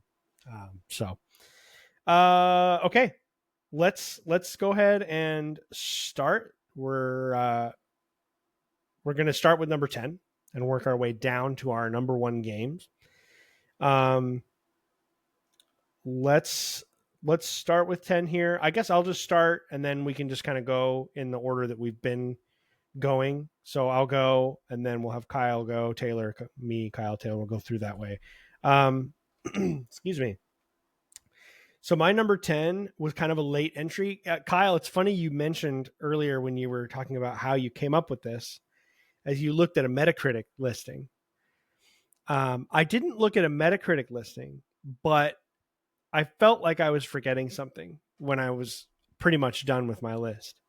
And I had Alien Isolation in there at number 10. That was my 10 game. And I was like, I know I'm missing something somewhere. And I just did like a deep dive. I went and like looked at all the games on my shelf. And then I went back and I looked at some of the old podcasts of like, did we do any experience points on something that I'm not thinking about for some reason? And we did. And I was like, oh my God, how can I not have Bloodborne on this list? Oh man. Yeah. Nice. Which so is Bloodborne also high on Metacritic, by the way. Yeah. So do you guys have Bloodborne on your list? Okay, cool. Bloodborne is an interesting one for me. I'm not a great good gamer. I'm not very good at FromSoft games. I've played a lot of them. I love everything about their art direction, the atmosphere, the sound design. The gameplay is a lot of fun, even though it's incredibly challenging. The way that progress feels in FromSoft games is so rewarding. And, I know you've heard the kind of the trite things that people say about them. It's hard, but it's so rewarding when you beat it. But I don't even just mean the bosses. I mean specifically to Bloodborne especially, and Dark Souls is kind of like this, but the massive interconnected puzzle that the entire world is, and how as you go through, you're constantly reaching different access points that are looping back into older parts of the game and bringing the world closer and closer together as you're learning. It's all like, this goes under into the sewers, out through this woodsy area, through into this castle, back down, and drops from a ladder that you drop down back right into the very opening part of the game. And like, it keeps doing that and folds unto itself. And it's just, it's so rich with that gothic 1800s Jane, like kind of like Jane Eyre, the dark English Victorian stuff. There's something so tactile and tangible about the world, and it's slick. The walls are like slick with rain and blood, and it just, I just think it's one of the best worlds that's ever been made in a video game. It feels like you're in a place that used to be filled with people and something horrific happened. And you'll notice it's kind of a theme in some of the games that I have on my list. I really love the feeling of being somewhere that used to be great, or that used to be powerful, or that used to be influential, or that used to mean something to a lot of people, and then utterly crashed, and you're like walking in and learning about this place from a perspective of like, wow, somebody fucked up, you know. And there's a lot, I know there's like 3 or 4 games that are like that I have on my list. And I think it's probably, Bloodborne's probably one of the only games on the list that doesn't have like a narrative, like a real strong narrative, like a lot of the other ones do. But it tells so much through its art and its atmosphere and sound design and everything. And then just like specifically for Bloodborne, with the way the weapons switch, so you have the 2 modes, and you have the little gun, and that kind of, it's a little bit more aggressive and less defensive than their other games like Dark Souls and stuff, where you have more commonly you'll see heavy armor and shields and blocking. You know, this game is more, you can actually recover health if you get hit by hitting them back. You can recover the health you get back. So it was built to be very specifically played in a very specific way. And then you just kind of got to choose your weapons, and the armors changed more passive things, and they changed the way, how much damage you could take necessarily. And I don't know, it had a whip. It feels, I've always really liked the Castlevania games, but I was a little too young to be any good at them, and I'm not a very good side scroller player. I just didn't grow up in the era, and I've never really put the time in to improve. So I have a lot of gaps in the era of like late 80s, early mid 90s all-time greats like Castlevania and Super Metroid and these other like great games from that era. But I feel like Bloodborne is sort of the 3D action role-playing game that took everything, all the essence from Castlevania, and in some ways Metroid. Obviously, I know it's science fiction, but just sort of that dark, foreboding, oppressive feeling, and just all the From Software magic. It's the only From Software game I've ever actually finished. I've beaten Bloodborne, like to the credits, the last boss, all of it. And that says a lot, because I really struggled. It took me like 9 months to beat that game. I had to come back to it. I got stuck a lot, but for something very particular about the setting and the feeling and the look and the gameplay of Bloodborne just always kept me coming back to it. And I stuck with it and beat it, and it had to be on my top 10. So yeah, that's awesome. Love Bloodborne. Man, I gotta buckle up and try to beat a From Software game, because I know I'm missing out. Yeah, you know, I don't even know that you need to beat it. Like, and I'm sure there's someone listening like, what are you talking about? But they're so difficult that sometimes just beating your head against a wall, you just stop enjoying yourself, you know? And if you're not enjoying yourself, you probably shouldn't be doing it. But just play it long enough. Just play some of those games for like 15 hours. Like, challenge yourself, beat a few of the bosses. And if you get far enough, it might get its hooks in you and you can't stop. And if you just get to the point where you're just like, I don't know if I want to go back, then maybe you can try it again later. But yeah, I don't know if you haven't played Bloodborne, I think it's definitely my favorite FromSoft game. I still need to beat Elden Ring. I've only played Elden Ring for like a few hours. So good. But but Bloodborne is definitely, obviously, is my favorite of theirs. So I would love to see what we thought of it. There is for those listening, I think it might even be the first experience point episode we ever did. It was back when Arthur was my co-host, and we played through Bloodborne all the way through, and did an experience point. So if you want to scroll all the way down toward the bottom of this list, it'll be on there. It's still probably a decent listen. I don't know. Kyle, number 10. Number 10. I'm going to start off. I honestly couldn't pick between the first or second one here. So you can kind of choose whichever one you want. Man, cheating right off the bat. Look at that. I know. This is the only time I do this. I have a 1A and 1B. Well, the only reason why I had to do this is because it's at 10. So the alternative is off the list. So right. I'm like, all right, I mean, I'm going to cheat here the one time only. Okay. But yes, number 10 for me is going to be KOTOR, Star Wars: Knights of the Old Republic. That's on my top 10. Yeah, I figured that's 10. Probably going to be pretty low in comparison to you guys. But it's still on my top 10. And this was during a time when the episodes 1 through 3 were coming out. And we had other, incredible Star Wars games like Star Wars Battlefront, the Jedi Knight games, the Force Unleashed, right around in that era. But this one really kind of stands above them all, in my opinion. And let's face it, every young boy wanted to be a Jedi, and this was the first game that really kind of channeled that for me, and added a really in-depth story to it that was honestly a little bit more mature and darker than the actual movies. Absolutely. Which I really enjoyed about it. So I'm curious to know what you guys think about it, of course. The other side of it was I thought it was one of the most like in-depth, like RPG wise, and that's definitely something that I really care about with like how my math brain works. Is I really love leveling things up and speccing things out and figuring out how all that works.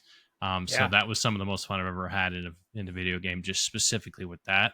And then you throw in an incredible story with it. I can't really pick between 1 and 2. I think they're both incredible. But I had to go with KOTOR here at number 10. Yeah, go ahead, Taylor. Yeah, I mean, what is there to say about KOTOR that hasn't been said before? But I think you put it really well, Kyle. It's absolutely one of my favorite games of all time, if not my favorite. I think it's definitely somewhere within that top 5 and can shift, maybe one spot back. But for the most part, I think, funny enough, I got into KOTOR, or I started playing it later on. Like, I really didn't get into it until I was like in high school. I think like 2009 is about when I had played it. So quite a bit after it had released. And I was looking for a Star Wars game. I had played a bunch of them before, but the idea of like an RPG Star Wars game had always kind of fascinated me. And I thought even at the time when I had played it, it had held up extremely well. And I mean, just the ability to kind of create a sort of character in your mind that you are sort of projecting yourself onto, and becoming a Jedi. Gotta love the like, for lack of a better word, the light side, dark side, Paragon Renegade system that they had in it, where your choices sort of influenced how your character was sort of perceived and how things were going on. I thought the combat at the time was really interesting. I think it's probably the one part of the game that I'm looking most forward to if they could ever remake this game. Much beleaguered with the remake, but yeah, I think it's just one of the best games of all time, one of the best stories of all time. I think it even reaches past being a really great Star Wars game and just becomes a really good game in general. And just the companions in the game, I feel like you get so invested in each one of them, and you have really good time to sit and sort of marinate with each one. And they're not all good guys. A lot of them make morally gray decisions, and you kind of find yourself allying with some of them more than others. And I just think it's an excellent universe, and I think it's something that I wish Star Wars would tap back into a little bit more in the modern day. And also, I have to shout out as well the online game Star Wars: The Old Republic, which takes place in the same universe, because they had really, really cool story elements that carried over from KOTOR 1 and 2 and brought it into that MMO sort of universe. And nowadays, you can play that game pretty much like a single player RPG, which is really fun. And you can run through all the dungeons and stuff just like you would like a single player game sort of by yourself, which is really cool. And I think it makes a really, really cool addition to the Star Wars universe, albeit not one that's canon, but one that I think fits very, very well and almost kind of molds itself into a universe of its own. So, without being too long winded, it's one of my favorite games of all time, like bar none. Yeah, yeah. The nice thing about all the KOTOR stuff, so the first two games, and then obviously the MMO, which I haven't played too much of. I had a couple of things with it that bothered me, but I would like to go back and maybe just play through this all the storyline of it. Canon, not canon. It's 4,000 years before New Hope. It's like it's canon. Like who gives a fuck what Disney says? Like they're not touching That's it. what I mean, though. And, it almost creates a started universe of its own. They've already started to reincorporate it into canon now, anyways. I think they were always going to make it canon at some point. It's just they had to make sure to figure out, especially if they were going to remaster it or remake it or whatever. Which I know that's turned into a development hell title now, but Knights of the Old Republic 1, both of them, but 1 was the game that it was sort of the juncture at which video games were no longer toys to me. It was the game that made me realize, oh, okay, I'm gonna do this forever. I'm playing games forever. It was like, because that game came out in 2004, and my friend who lived down the street, his name's Caleb, he bought that game or got the game bought for him or whatever and played through it, and I didn't know about it. It's so funny how that worked back then. It's like I was the massive I've been a Star Wars nerd my whole life. I had so many Star Wars toys at that time, and I was getting, obviously at this point I was getting a little bit older. I wasn't really playing with my toys as much anymore, because 2004 it came out. In 2005 I was heading into like the 8th grade at that point when I first played it, and he brought it over and was like, I think you'll really like this Star Wars game. And we played it together, and he knew the story and I didn't. So it was like he was getting to watch me sort of play through it, and we would take turns and go through the story, and the twist at the end just absolutely blew my mind. And it just, everything, the how invested I was in the characters, and I totally had a crush on Bastila, and I was so invested, and I had just never ever played a game that made me realize that it's like, oh, okay, this is going forward. I see video games in another light. I see video games in another. They're not toys. They're not for kids. They can tell stories as dramatic and impactful and meaningful as any movie or book. And this is what I want to do for fun forever. Like that game is the reason I'm sitting here podcasting. It's the reason I still play video games. It's the reason I'm a single player gamer. It's the reason I like story-based games. It defined a studio in BioWare. I know they made Baldur's Gate before this, but this is the game that like set up the way it informed the way they design games moving forward, and they continued to make some of the great games of all time after this. I think it's one of the most important games ever made. I think it's probably the best game of all time, and my favorite game of all time. Sorry to give it away, but I can't not say it when I'm talking about this. It's definitely my favorite video game ever, and I think I don't think it'll ever change. That'll be my number one heretofore. Yeah. So I'll give away my number one, but I was listening to this monologue I was giving. I'm like, this is already giving it away. So yeah. So awesome. It was number 1 on my list too. Okay, perfect. Yeah. Well, dang. That's awesome. All right, sorry. You should have picked KOTOR 2 specifically. And we would Okay, there we go. That's what I meant, actually. I do. And the second one, I mean, because you did kind of the A and B. The second one is one that I played and I really enjoyed it. But I think I've told you this before. I'll go quick here because I know we have a lot more to do. I don't know how I did it, but I played the second one, and I was like a good Jedi. I was playing more good because I used to play. I played everything. I played the original Knights of the Old Republic like probably 30 times before the second one came out. It's like all I really played. And so I had played all the different evil, good, everything, right? So all the different endings, all the different ways that you can make it happen. And so the second one, I was playing as a good Jedi, and somehow I just don't think I was like developed enough. I was like mid puberty, I guess, or something. And I just I must have made some choices that I didn't understand the context of, because I ended up getting like the evil ending. Huh. And like everyone ended up dying, and like a Malachor 5 disaster and everything. And like all the Jedi died, and like I betrayed I can't remember what I don't think we still know the name of the race that Yoda is, Yoda and Grogu and all that.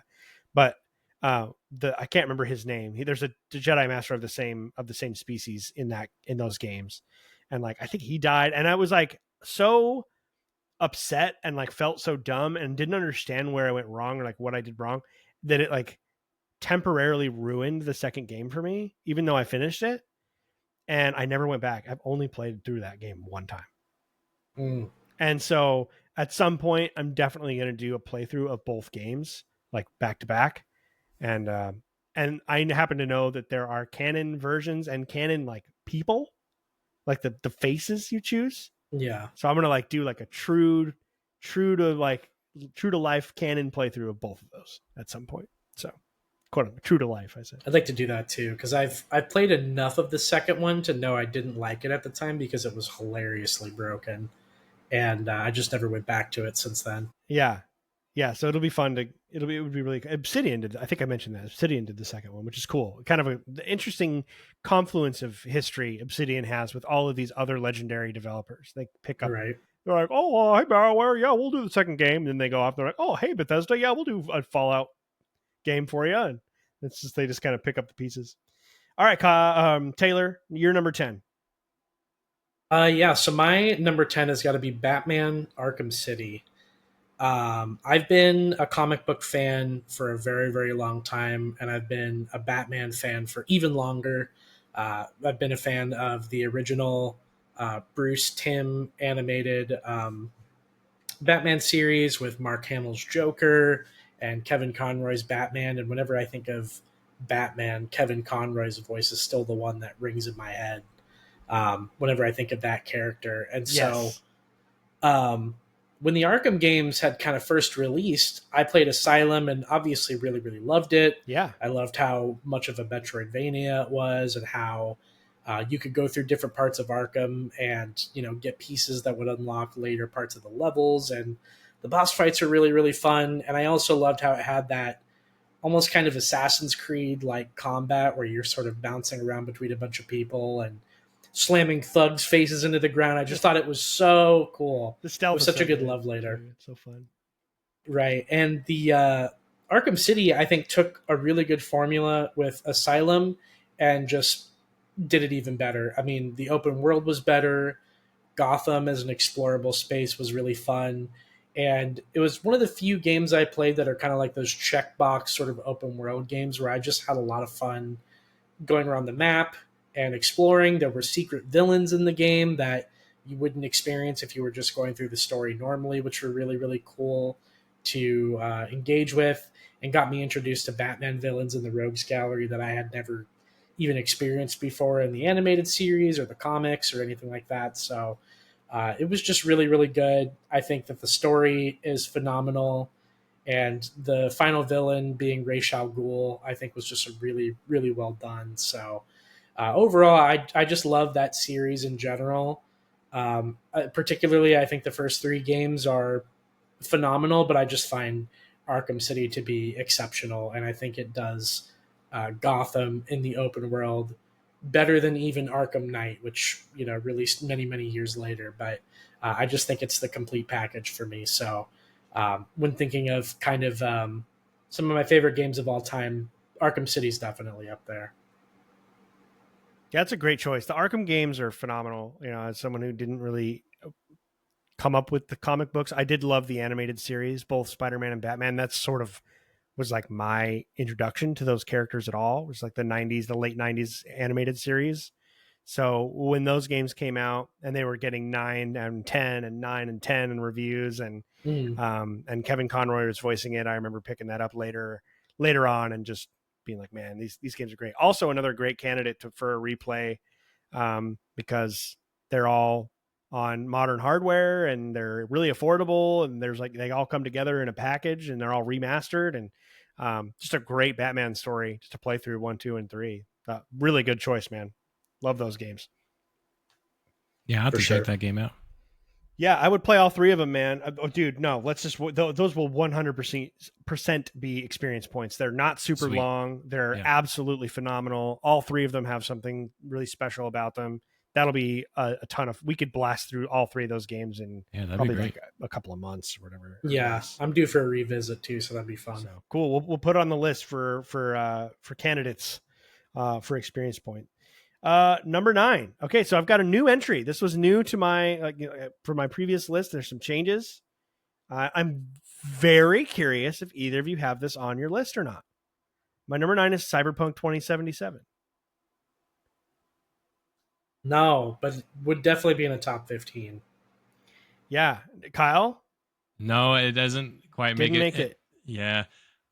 When I think about the top 10 that I have, not quite, but I should have. I didn't say it in the honorable mentions for a reason, because I definitely felt like that was going to be something that was going to come up. Yeah. Yeah. Obviously, it wasn't on the previous version of my list because it was so awful that I had to quit playing it the first time on my Xbox One X.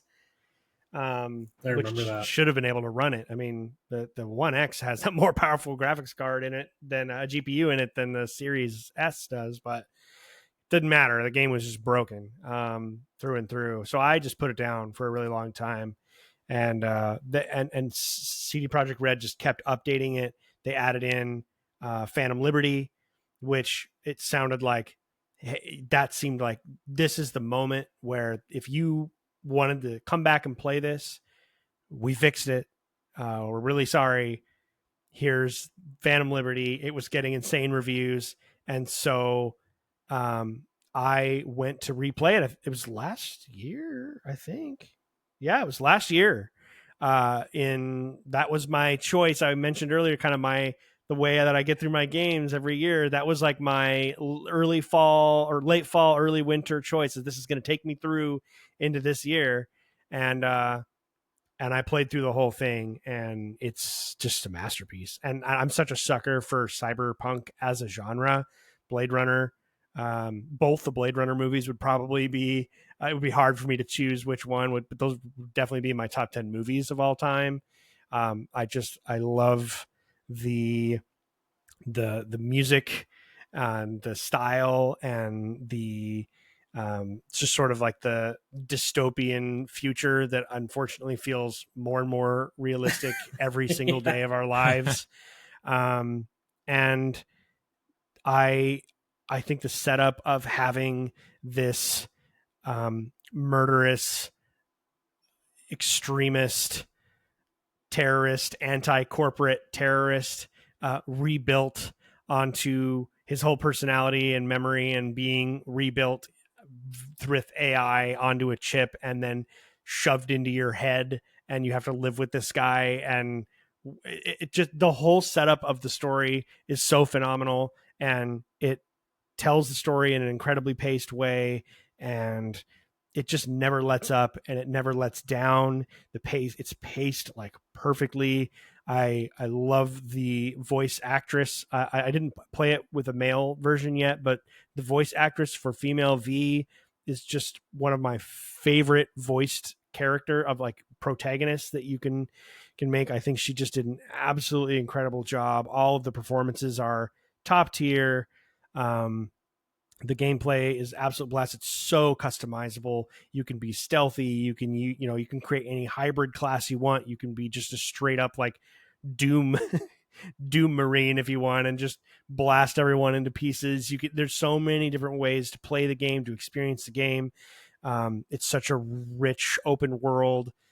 The city feels so dense and like truly urban, and the scale is, it feels to scale. The buildings are so tall, and it's so much, you're so small and insignificant and pathetic, and it's everything you could ever want from a Blade Runner game. Basically, I know, it's not, doesn't take place in the same universe or whatever, but that, to me, like, that's something I've always wanted, and that's exactly what I got. And I can't wait to replay it again someday and just do a lot of things differently and see how it goes. But love it. A1 game, but still pretty low. Still pretty low for me. As far as the top 10 goes, it couldn't quite get up there, and maybe that'll change over the years, but I'm just too connected to some older ones that I couldn't put it any higher than that. All right, Kyle, hit me with your number 9. Number 9 for me is the most beautiful game I've ever played, and I don't even know if it's really close. But I had to go with Ghosts of Tsushima here. Oh, okay. So good. Yeah. That's a great pick. Yeah. A couple things that I really love about it, and it's kind of like, it's funny how you kept bugging me to play this game, Ian. I know my people, man. Dude, I know. And you also bugged me a lot to play Cyberpunk as well. And I just need to listen to you when you say that I need to play a game. That's I'll never waste your time. Oops, I hit my tail. I don't recommend everyone everything that I just like. I want you to like what I like. Yeah. If I play a game that I don't think you like, I'll probably be like, I don't know if it's your thing.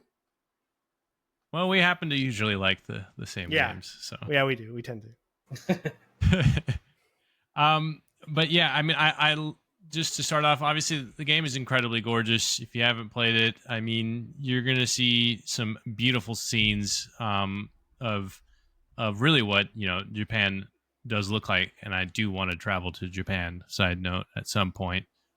Same. But I really love the art style, the care that they took on making things look very authentically Japanese. That really created just a kind of feel and I guess vibe about it that was incredibly authentic and also beautiful at the same time. A lot of the notable characters I really liked. I think that they all had a great complexity to them, and you felt really emotionally bonded to everybody, and you could understand why they were doing certain things and felt certain ways.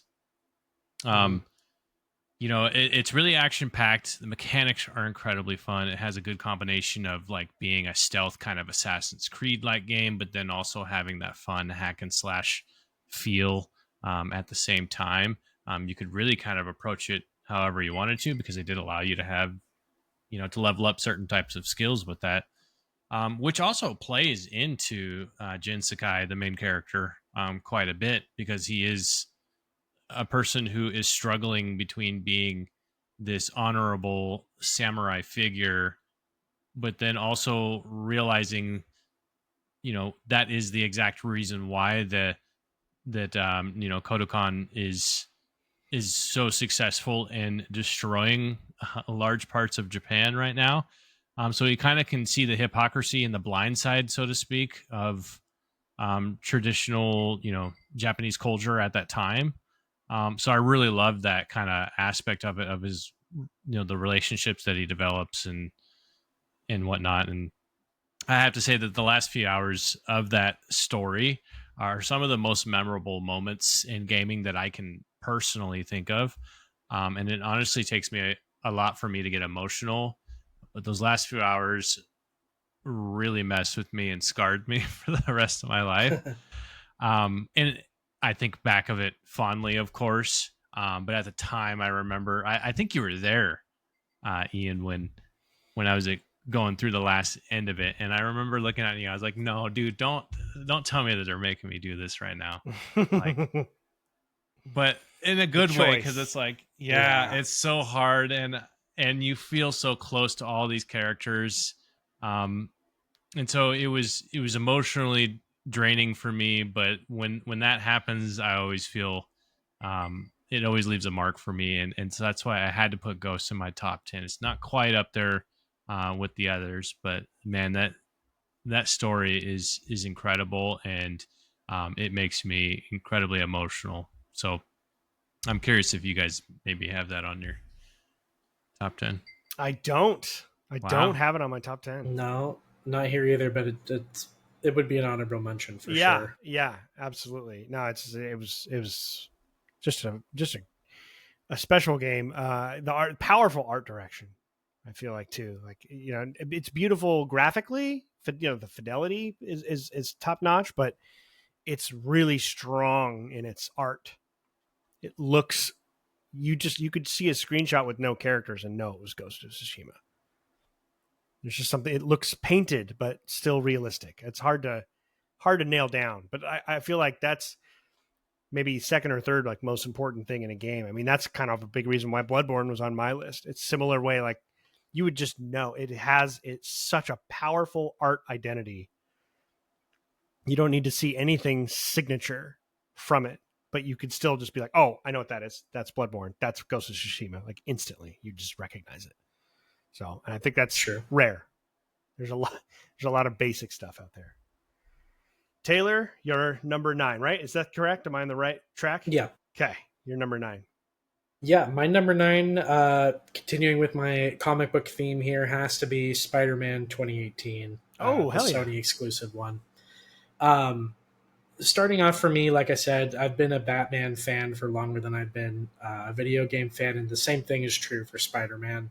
I've just always felt connected to that character, and Peter Parker has always kind of been almost like a stand-in for kind of how I've felt before, and the power fantasy of Spider-Man has always been something I've loved, and so I can distinctly remember being a little kid, and in the early 2000s renting the Ultimate Spider-Man comic omnibus from the Surprise library here in Arizona, and just poring over that, memorizing those storylines. And so I've always liked and loved a lot of the Spider-Man games that have come out in that time, but I don't think any of them had hit the feeling quite as well as Spider-Man 2018 did.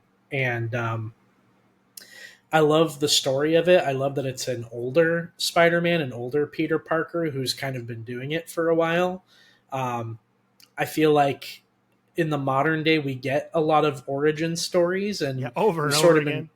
When we sort of moved away from that in the last couple of years, I think a lot of studios and stuff have kind of gotten the hint that we've seen these origins over and over. But I kind of liked the idea of playing as a 28-year-old Peter Parker Spider-Man who already is deep into a relationship with Mary Jane and is going through some really real and relatable trials and tribulations to where I was at, like when I was playing the game. I think the characters are phenomenal. The voice actor that they have that plays Dr. Otto Octavius in the game is phenomenal. I think his relationship with Peter Parker is one of the best parts of that game. Yeah, for sure.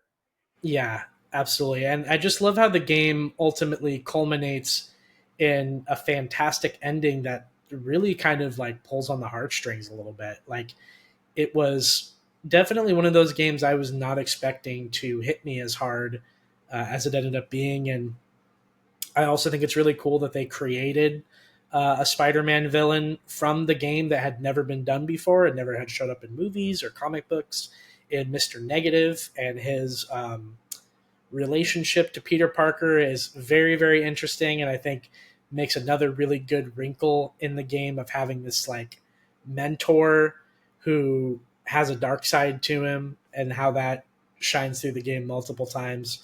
The web swinging is fun. The traversal has never been better in a Spider-Man game, and that's always been kind of their always been the hat that they've kind of hung up on, is making a game that feels fun to swing around in, and no other game feels better than 2018 Spider-Man in that regard. Um, I wish I liked the second one a lot more. I thought it was a big step down from the first one, and I'm hoping that maybe they can come back stronger in later entries. But yeah, I'd be remiss if I didn't also bring up Spider-Man to go along with Batman on the shelf there. No, that's a great choice. That game surprised me with how good it was in similar ways that you're describing. Like I didn't expect it to be as good in the story and character and writing department as it was. Yeah, and I think that's why it stuck so well. And also the old model of Peter Parker, way better than the new one. I hate the new model that they have for him in the remaster. Such an interesting change. I don't hate it really anymore, but yeah, very, very, very weird. That's the only time I can ever remember that happening. Yeah, it's one of the ones where I think the definitive way to play that game is the 2018 PS4 version, because I hate the model that much. So that's funny. I wouldn't see, like, now, like if you hadn't played those games, I would say to play the remaster one with, because it would be an insane shock to go to the second game, or like Miles Morales in the second game, and see like who the fuck is this nerd? It's like, no, that's Peter. Yeah. You're like, wait, what? So it's like probably just to make it make a little more sense. But yeah, what a strange. I've never seen that happen. Yeah, I'm sure there's other examples. Weird. But very, very weird. Great choice, man. Great choice. So my number 8, I am not going to talk about this very much because we're going to be doing a lot of talking about this one here pretty soon. My number 8 is BioShock. And that is the next game for our experience point. So I'm going to keep it real general. It was the first game for me that had traces of survival horror in it that I pushed through. I was very, very afraid when I first played that game. It was like early high school, I think. Same. And it starts out kind of like a horror game. It doesn't really stay that way. But in the beginning, it's pretty scary. There's some scary parts in the first half, and it was tough for me. And I think that was a good like entryway for me into playing scary games, because I got through it. And it got less and less kind of horror-ish, if you will, horror-esque. But the design is unrivaled. It's one of the best designed games I've ever played. The pacing, it's like the perfect length. It's got a great twist at the end.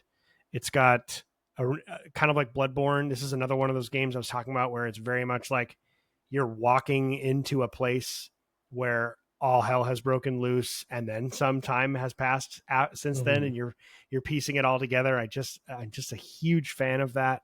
Yeah, I don't want to say too much. Obviously, the story is a huge part of why I love it, but just the gameplay. You want to, if you like the idea of Skyrim and having the way Skyrim did multiple abilities attached to your hands and flipping back and forth and using them as a combination, that's all BioShock. That came straight from BioShock. Mm-hmm. And it's it was the first time I'd ever seen anything like that, and being able to use the environment, and if people are in a pool of water and you shock the water, you kill all the people in it, and like all of these is just really unique ways and challenging you to look at the world as an actual world and not just a video game hallway and shooting everything that moves. Just definitely one of my favorite games, obviously. Say number 8 on my list. I don't want to get too into it, so I'm just going to move on. Yeah. But it's also in my top 10. Okay. You don't have to tell us where it is if you don't want to, or if it's really close to this or further down. Or... Yeah, it's actually next. Well, I mean, numbers, but by next I mean number 7. Number 7. Okay, perfect. Yeah. Perfect. Okay. Yeah, so we're pretty close on that. I also don't want to say a whole lot because I know we're going to do an experience point. I know, Taylor, you haven't played it yet. So excited to play it too. Yeah. I do have to say it's one of my most memorable and favorite intros. Yeah, man. In all the games I've ever played, it's so incredibly immersive and sets the tone right away. But I agree. It was definitely, it has this hint of like creepiness and scariness, but doesn't go too far. And then especially as you progress and you become more experienced with it, you're not as intimidated by everything. But the very beginning, especially as a kid, I was like, I don't want to walk into that room. Like, but the gameplay is so much fun, and I get excited every time I would, see a workbench, because there's RPG elements that are really great as well. It's got some of the best villains in all of gaming, period. And it's got a truly unique like art style and universe. Mm-hmm. And like I said, right from the beginning, you're fully immersed in this very unique world.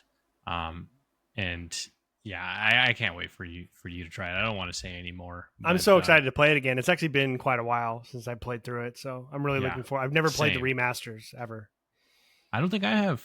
Last time I played it was just on the 360, like much later, toward the end of the 360 era. I think I played through it, so really looking forward to that. Kyle, you're number 8. Yeah, number 8 came out in 2010. And this is where I had to place Mass Effect 2. Ooh, damn. Nice. Well, that's on my list as well. Yeah, it's really hard to kind of pick and choose between the Mass Effect games. But obviously, I think we've all played the Mass Effect games, and I think that the combat was a lot of fun. I think that I have a very vivid memories of mowing down collectors with the Revenant when you finally get. That's like my favorite weapon in all of games. Dude, I love the Revenant. I think the Revenant is incredible. It has like that perfect ratio, I think, of all of them. It definitely has the perfect ratio of like cutscene to gameplay ratio. I thought they really mastered that in the second one. Obviously, I really like all the decision making that you make in the game that obviously have a very real impact, which kind of is the BioWare theme, right? Is making you feel actually really important, and the things that you say actually make differences. Mm-hmm. I feel like the romancing that they started to introduce in the second game felt actually organic and made sense in a lot of ways. I'm always going to be ride or die with Liara. So, but and then of course, I can't help but say that your companions are some of the best characters in all of gaming. I mean, it's a long list, and so I do have more to say on Mass Effect, but I'm going to leave it there with Mass Effect 2 for right now. But that is my number 8. Nice. Yeah, Mass Effect 2 is in my top 5. So we'll get there when we reach it. It's my favorite of the 3. That was actually a pretty easy choice for me. I feel like the first one has its strengths. It has some pretty glaring weaknesses. And the third one, just kind of the way the first time I played it with the ending wasn't quite there at the time. They did added a little bit to make the ending at least a little more tolerable. And it has that element of like time, like hurry up and the world's ending, you got to go. They're coming. And the second one to me is just the perfect balance of everything. I love the suicide mission and recruiting. It's so BioWare. It's like the most BioWare game ever. Like recruit all of these maverick people who would never be caught in the same room together except for these extraordinary circumstances, and go on a mission that you're definitely not going to survive, and they may not survive depending on what you do. It's the first game that has that real true like choice and reaction. The world reacts to what you're doing in actual ways. It's not fake. It's not smoke and mirrors. Like everyone can play the game and have a completely different outcome. So yeah, it's my favorite of the series for sure, and later on my list. Yeah, just as a quick aside too, that's another game that we did an experience point on. So yeah, all three of them. Remember that one? Yeah, if you're playing through those games, we got episodes on all 3 of the first 3 games there. So definitely take a listen. And also, I just wanted to say that I don't think Ian has ever been more mad at me than having characters die, I think, in the second Mass Effect game. Oh, I was just like, dude, you got to go replay this. Yeah, I don't think you're you've ruining seriously Mass ever Effect been 3. I don't think you've ever been more mad at me than that moment. I don't think I was. Was I mad at you? Like I was like Taylor. Like yeah. I think you were. It was funny. No, I was just like, well, because you were like, yeah, like this character died and that character died. I'm like, what are you even gonna do in the third game? But I'm so glad you convinced me to like restart the save or do whatever I did. So I was like, dude, just like I don't care. Look up a guide. Make sure these characters survive this. Yeah. and the same thing, you know, I had the benefit of playing those games as they were coming out. So when Mass Effect 2 came out, I had a bunch of characters die because I didn't know I didn't know all these things had to be done to save them. But I didn't have Mass Effect 3 like on the same disc like you did with Legendary Edition.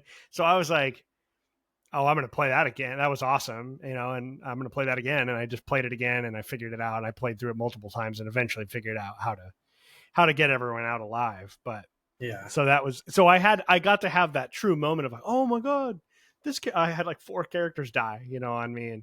And that's cool. It's really neat that can happen. Like, the problem is it really fucks up the third game. Yeah. Or you don't have these characters. Yeah. So, but again, choice and consequence, like one of the best examples of how to actually do that and have it be real and meaningful and not just everyone ends up with the same end result. It's just looked different or felt different. It's truly different. So I love that. Number 7 for me, I know is on most likely both of your lists. This is one of those ones where it's like pick one game out of the series, but you could pick any of them, but I picked one. And Did 7 you say is your number 8, Taylor? No, I didn't. Oh, you didn't? Shit. I'm sorry. Go ahead, Taylor. I'm so sorry about that. Thank you, Kyle. Yeah. No, it's hard for me to keep straight of where we are. Sorry about that. I know. We've been mixing up the rotation too, so it's, you know. I know. It's all right. So my number 8 is going to be Witcher 3: The Wild Hunt. Oh, okay. Oh. Nice. That's on my list as well. This was kind of one of the games that I was sort of struggling to include over Cyberpunk because I do love both games, but I think I got immersed in the world of The Witcher a lot more than I did Cyberpunk, and that was because it was just so new to me.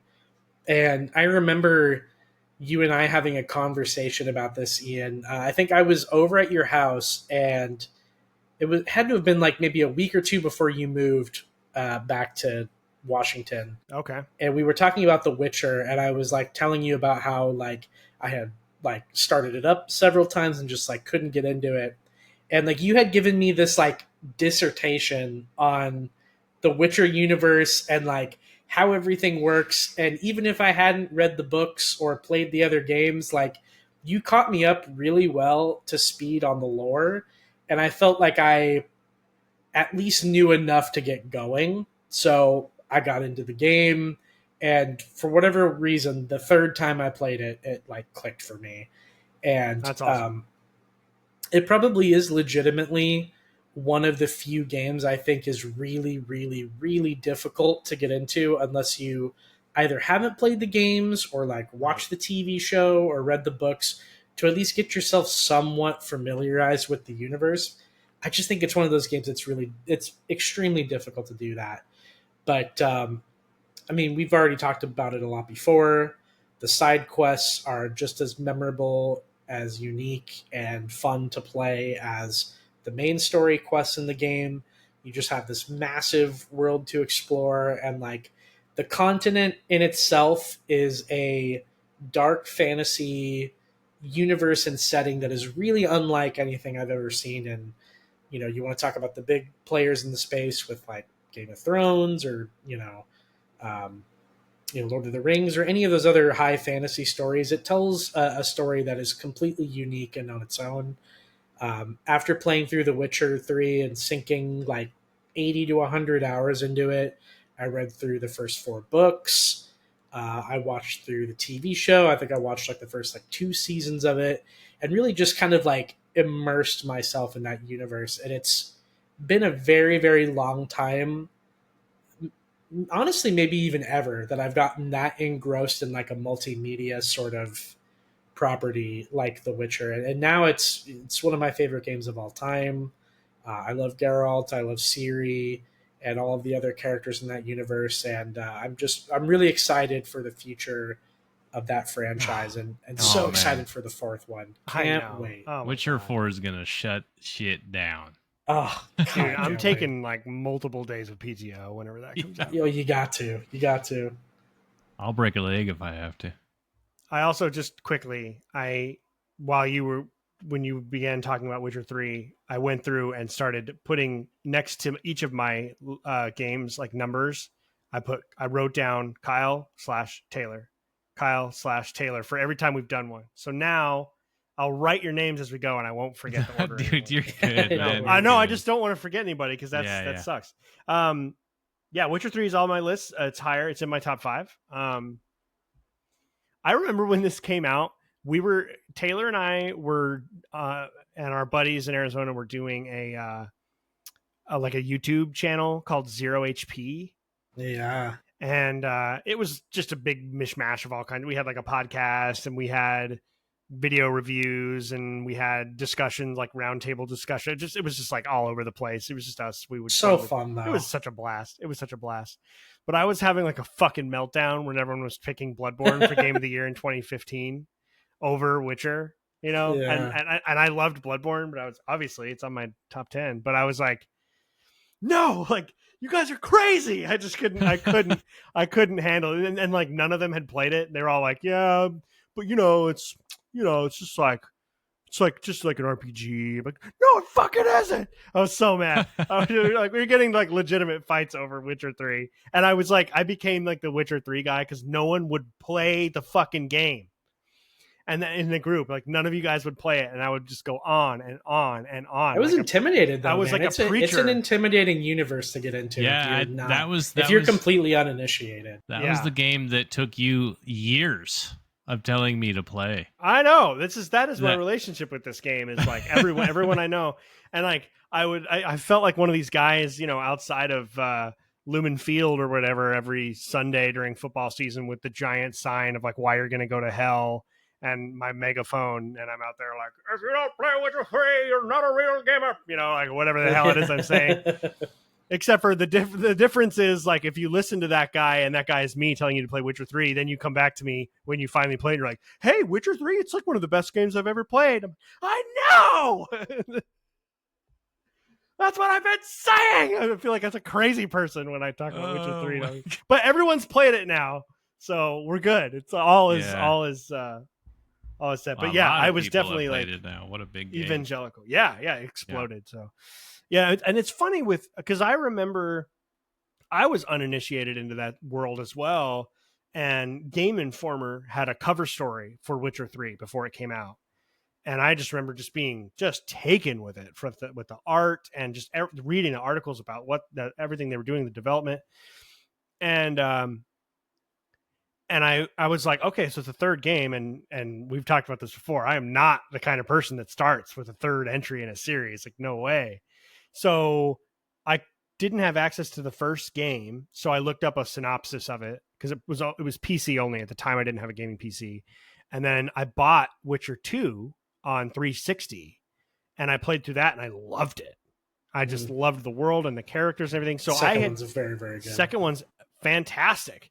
And so I played through that, and then I finished it, and Witcher 3 came out like a month later. So it was just perfect. It was absolutely perfect. That game just like lined itself up for me. So also on the top 10 for me, it doesn't quite reach top 5, so that does put it at 6. Okay, so it's 6 for you. Got you. Cool. Okay. Well, we're gonna start cruising then, because we're kind of catching up to things where I know the next one I have is either we'll see. We'll see if the exact game is on there. If you have you might have a different entry, but I'm pretty sure you'll all have this on your. Yeah. The only two things that I'll add to it is that Geralt and Ciri are definitely top 5 characters of all time for me. Mm-hmm. At least in regards to video games, and it's the only game that has ever convinced me to read a book. Well, I mean, that makes sense. There's not too many like good book. I think Mass Effect was probably the first video game book that I read that I can think of, which I do recommend. Yeah, I've read the first 2. Yeah, Sapkowski's a great author. Mm-hmm. So I'm actually like the next book in the series I haven't read is the beginning of the actual like series. They're not the short stories anymore. I've read all the short stories. I haven't read the actual novels, so Blood of Elves is next for me whenever I get around to that. Okay, now I am going on to my number 7, which is Halo Combat Evolved, the first Halo. Oh. So you guys have, I'm sure, I don't know if you have this particular entry on yours or not, or if you have a different Halo and you want to count that, or however you want to do it. I mean, wouldn't count if it's different. It's in my top 10, yes. The first one? Yes, Halo Cool. Combat Evolved. Yeah. No, so my favorite's Halo 3, but it is not in my top 10. Gotcha. Yeah. I don't know. I think having replayed the whole series somewhat recently also kind of like fixed that in my mind. Like, this is definitely top 10, and I do think it's as good as all the other games on the list. But I think this one for me is on here mostly for what it represented and the time frame that it came out. Yes. It's the reason that I am an Xbox player today. It's the reason that I got into, it's just that next like step, right? It was like there's certain games in each generation that it's like, oh, okay, this is going to be defining, and that's what that was. And it defined my entire childhood, and playing multiplayer with friends online, that was a whole new thing with Halo 2 and Halo 3, and playing split screen tournaments with LAN parties in your Xboxes and all that, and the original Halo, just all the memories associated with it. It holds up. I mean, it's just timeless. You could play the original version with the original graphics, and it still feels really good to play. Maybe a little long in the tooth toward the end there with the repeated hallways, but other than that, it's just a seminal. I don't even really have that much to say. It's like everyone's played this. It's a seminal game. Yeah. It's a seminal shooter. It is a foundational piece for good storytelling in first-person shooters, which I think wasn't really a thing before Halo. I love it when something's willing to take itself super seriously. Halo is very self-serious. I mean, there's funny moments where, Cortana and Chief will have banter back and forth and things like that. And you've got the Marines with their, their funny little sayings and how they die and all that. But like the overall story is it's taken very seriously. It feels kind of like Star Wars. It's very fantasy, it just feels the music, obviously the music. I mean, the music is like, it's like the reason gaming music concerts exist. It feels like to me. I mean, is there a more iconic intro song and I don't know. Gaming? Yeah, I mean, you could talk about like Mario or whatever, as far as like getting stuck in your head and being all over the place and everyone knowing it and can hum it. But yeah, I mean, it's like the Halo. Halo is up there with like the Star Wars intro music. Title screen music. It is that iconic. It's just too iconic to leave off the top 10 for me, and too many memories, and the series is so great. So that's my number 7. Good choice. Yeah, that's top 5 for me. Cool. I mean, Halo we're cooking. Yeah. I mean, there's not much to say about it. You're right. I mean, if you grew up in the early 2000s and you're a gamer, you know what we're talking about. You played Halo, yeah. Mm-hmm. I mean, Halo changed everything. I mean, what other game were you like planning moving your entire gaming setup to your friend's house for? Right. Yeah. I mean, if you missed out on LAN parties, you I feel like missed out on like the pinnacle of gaming, in my opinion. Yes, one of them for sure. Yeah, one of the most. Yeah. And then I do want to give a quick shout out to Jeffrey Seitzer for the voiceovers, because hearing things like "Running Riot" or Kilimanjaro. Uh-huh. I mean, those are just so classic. Everything about it. Oh man, everything about it is so classic and timeless, and that's why I had to put Halo Combat Evolved, because if we're being totally in our own bias here and how it makes you feel, I mean, this is 100% one of those games where it's like, this was a very important time in my life. Yep. And it's so integral with how we built relationships with friends and stuff like that. At school, it's like the original water cooler game, Yeah. So yeah, absolutely an incredible game, and it had to be in my top 5. So I remember like a friend of mine in school was like didn't have an Xbox. You know, we were all talking about Halo, and he's like, Xbox sucks. Halo oh, sucks, dude. God of War. I'm playing God of War right now, and we were all just like oh look at him. boy. Okay, and then we'd go back and talk about Halo. You know, it's just like it was just one of those things. You know, and God of War was sick. You know, but it's just it was just that moment, like you said, Kyle. You had to be there, It or wasn't a phenomenon like Halo was. right. Yeah, It a was flashpoint moment in multiplayer games and games in general. Mm-hmm. Yeah, absolutely. So, Taylor, did you have anything to say on Halo? I don't know. Did you say that was also on your list, or you said it wasn't? No, it was off the list, but legendary game, love it a lot. First online game I ever played. So, Yeah, yeah, nothing else to say. yeah, so good. All right, Kyle, number 7. I already talked about it, but number 7 for me was the That's first Bioshock. That's right. Incredible. Yep, perfect. Okay, Taylor, number 7. Number 7 for me, and this one I go back and forth with because it's an entry in a series that's very near and dear to my heart. But I think today I would have to say Metal Gear Solid, the first ever one for PS1. Okay. Yeah, it's the thing that helped me fall in love with stealth games. I think that the way that Kojima directed the first Metal Gear Solid, I think, is unlike any other video game that's come out since then, and even up to that point. I think it was a flashpoint moment for video game cutscenes and the way that things are handled from a story perspective. It brought like a really cinematic flair to polygons on a screen on PS1. Mm-hmm. And I tend to like a lot of the first entries in series a lot. I feel like they slowly kind of degrade as time goes on. But I feel like Metal Gear Solid just starts off really, really strong. It's got super unique and memorable bosses to play through. And it's just a really cool self contained story. I think Solid Snake as a main character is just super badass. And I love how like dry he is. And David Hayter's voice lines are just so iconic. It's hard to imagine gaming without Metal Gear Solid at this point in time. Another game series that I actually got into a lot later, kind of like you were talking about, Ian, with The Witcher, I kind of got into Metal Gear Solid right before Metal Gear Solid 5 had come out, The Phantom Pain. Oh, cool. Like I had played through the entire series up to that point to basically get me caught up to speed. And I think it made the fifth one hit so much more because I had played through it. Now, the third one, Snake Eater, is also probably tied for that spot. And we're getting a remake of it later on this, actually in a couple fucking weeks, which is crazy. And I'm super excited to play that. But yeah, just a great video game, a great stealth game.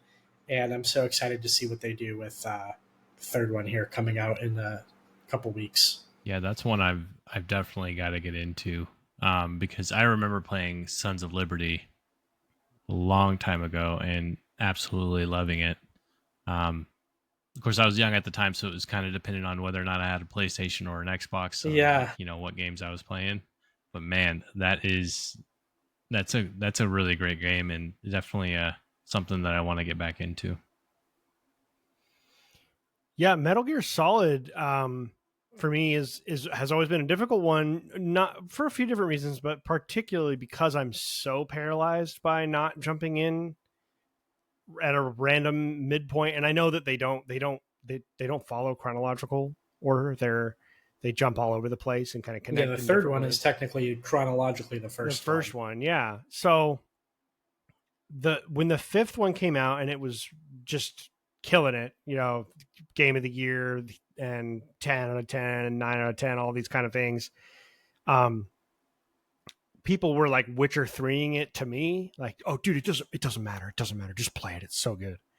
And like, there is a reason that I don't jump into, and I started playing it and I didn't really know anything about Metal Gear, and that shit goes off the rails so fast. I was like, what Yeah. the fuck is this? Like, I just wasn't expecting what ended up happening.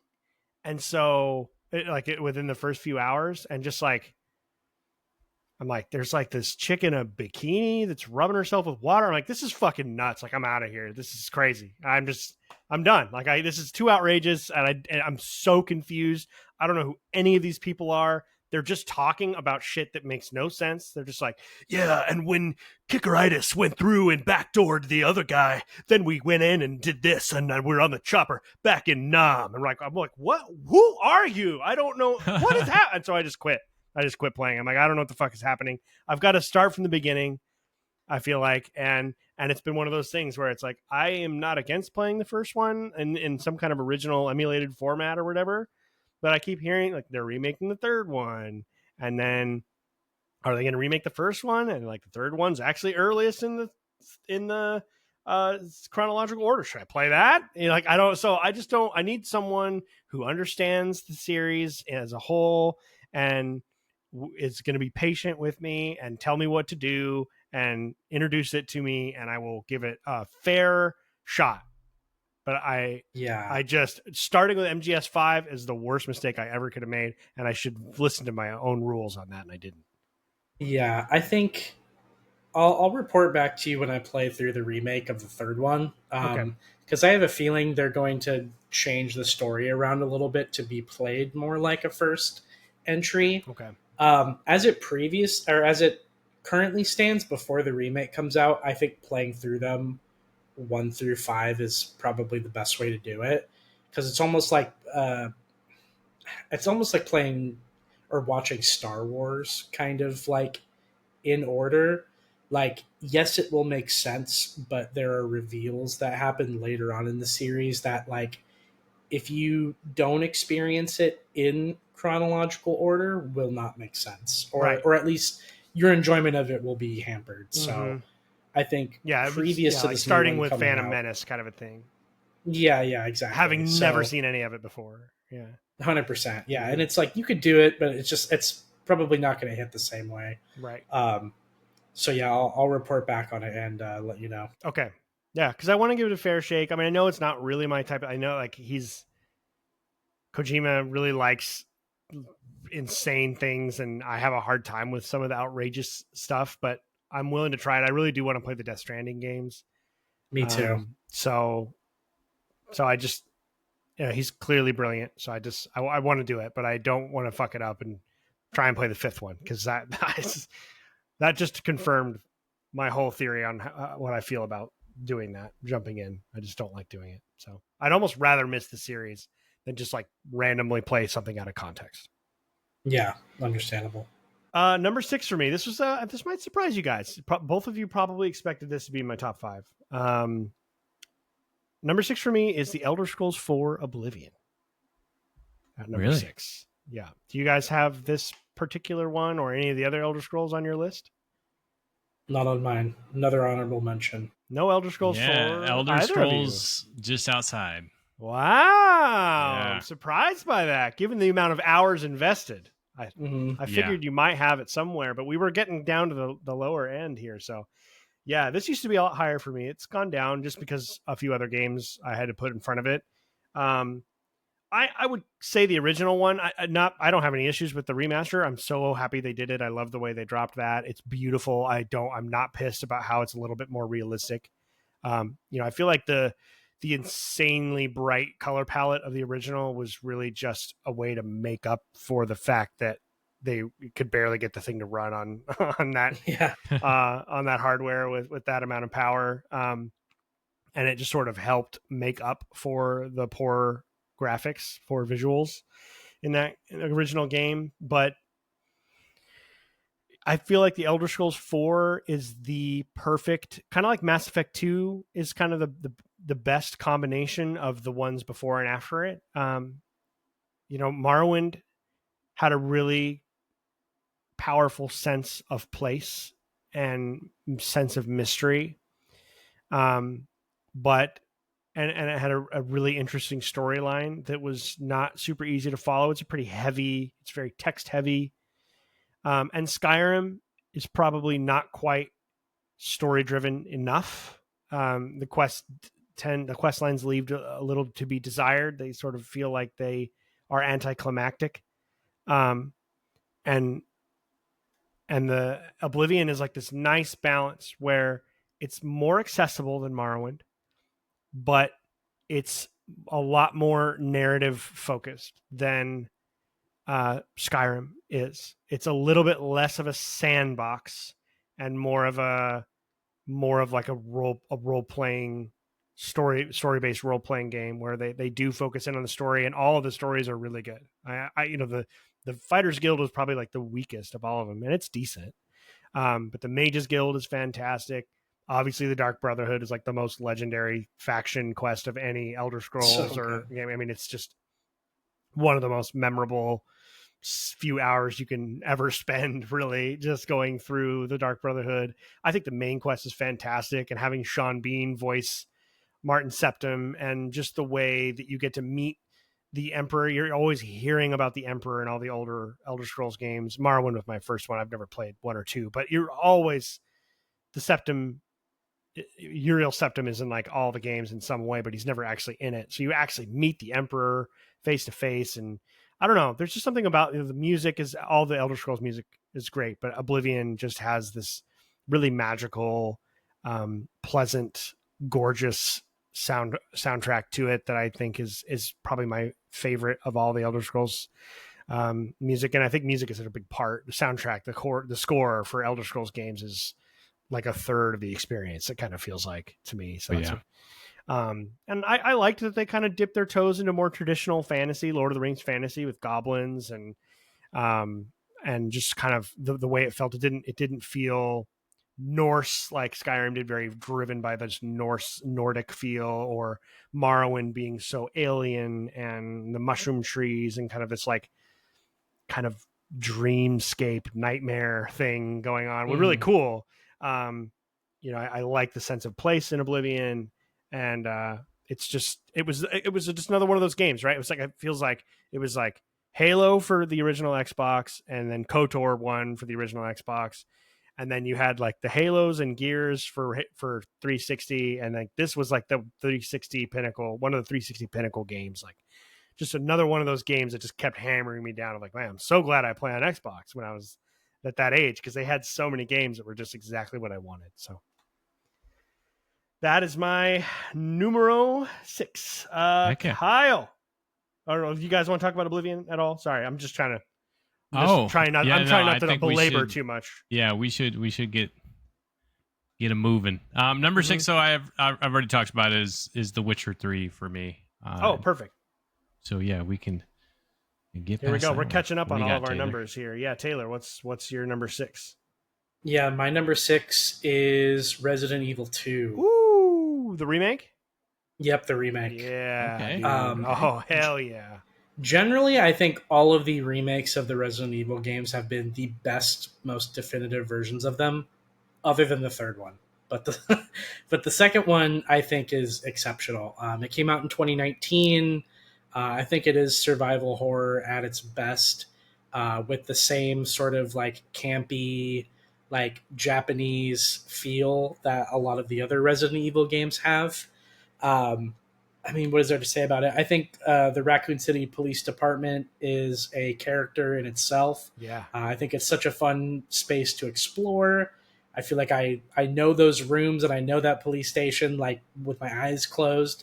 And I've always thought like how cool it would be to be able to explore that space almost like in a VR headset and just see like all of the really cool like broken out windows and like feeling the air and rain coming through the windows as you walk past them. I just think it has this feel that's like unrivaled, and it's a really tight experience. I think. I mean, you can beat Resident Evil 2 on one playthrough. Probably takes somewhere around 10 hours to beat, and if you pair that up with the two different runs, like the Leon run and the Claire run, you can get a good like meaty 20-25 hours out of it if you really take your time. And Mr. X is terrifying, and I love the feeling of being chased in the game. I just think that that's so fun, that there's this unstoppable force that is moving through this level to kill you. And I just think that that's such a fun idea.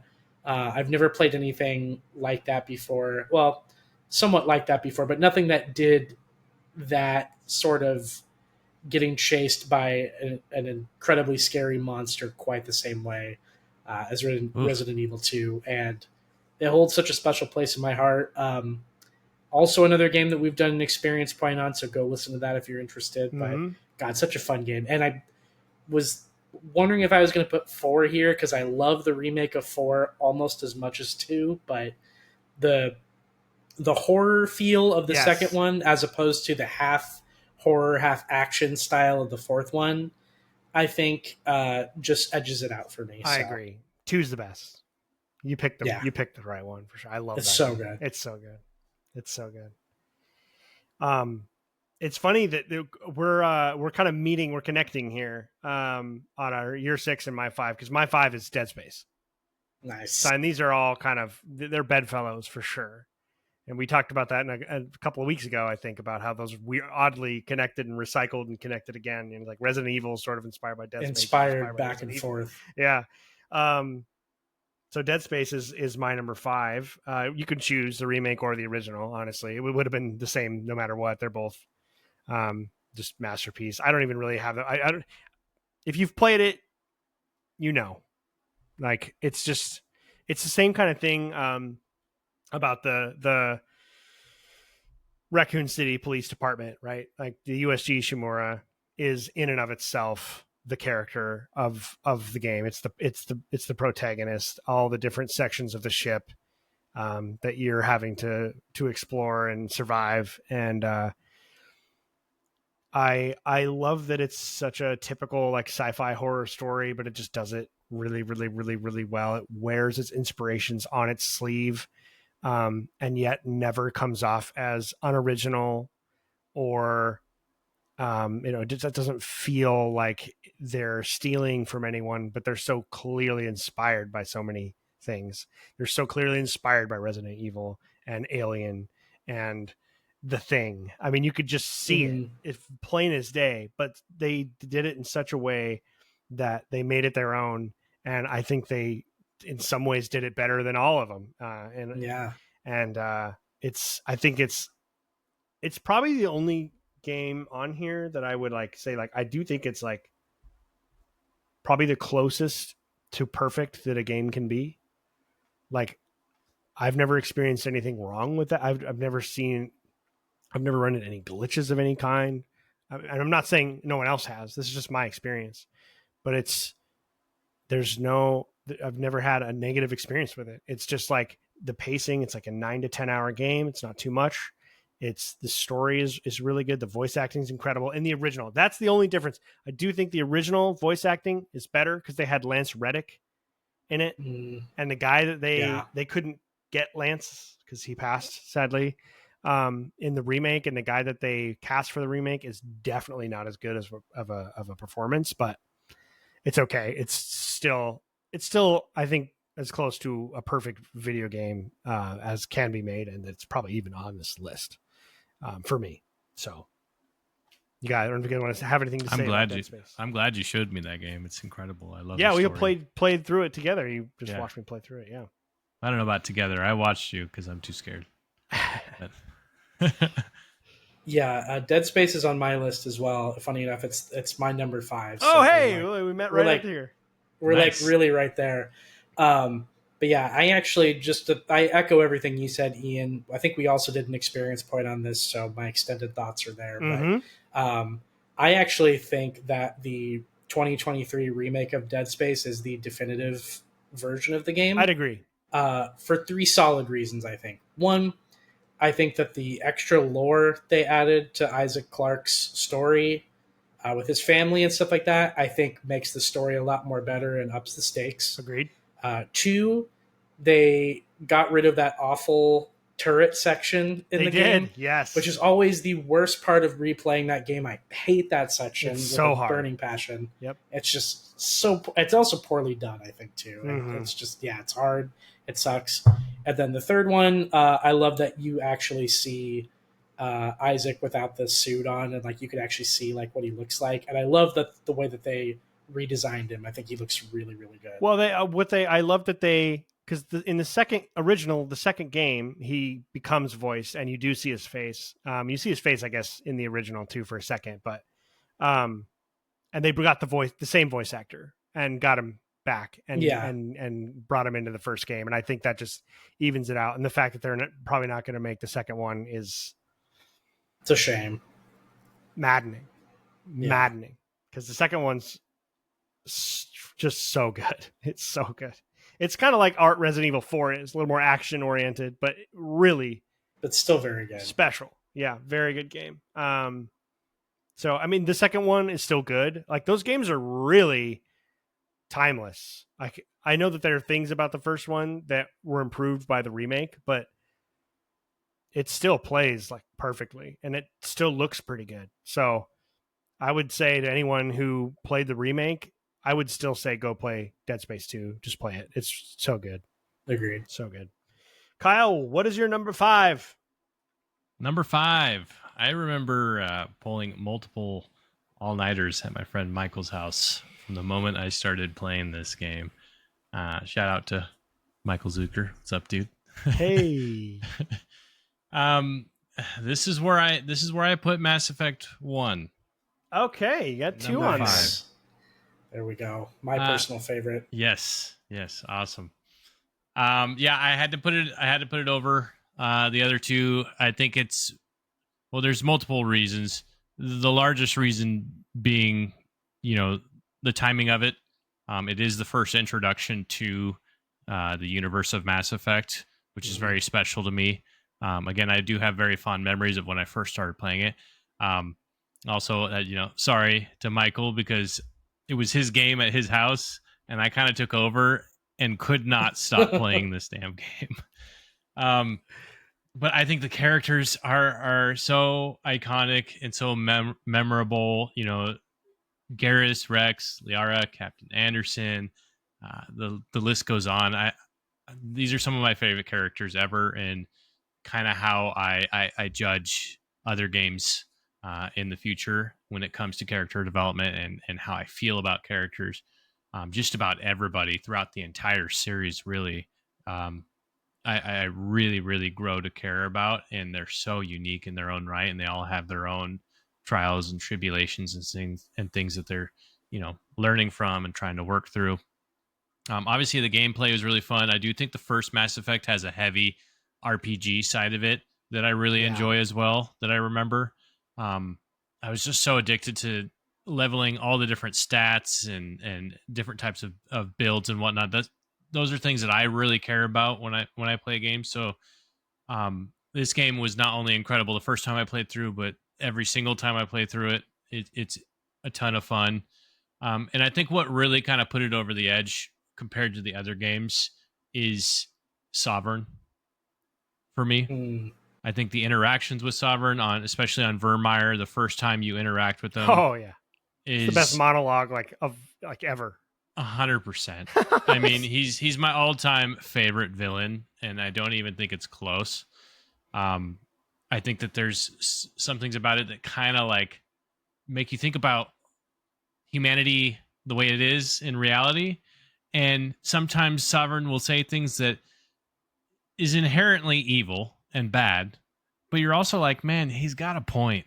Like, I could totally see where they're coming from, and maybe I'm just too small-brained to really understand what this guy is saying. Mm-hmm. Yeah, they feel so overwhelmingly beyond our own ability to even conceive of them that makes them horrifying.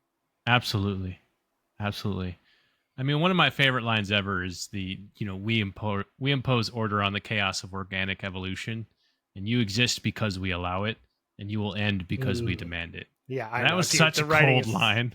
Dude, that's such a cold line. That's Karpyshyn at his best.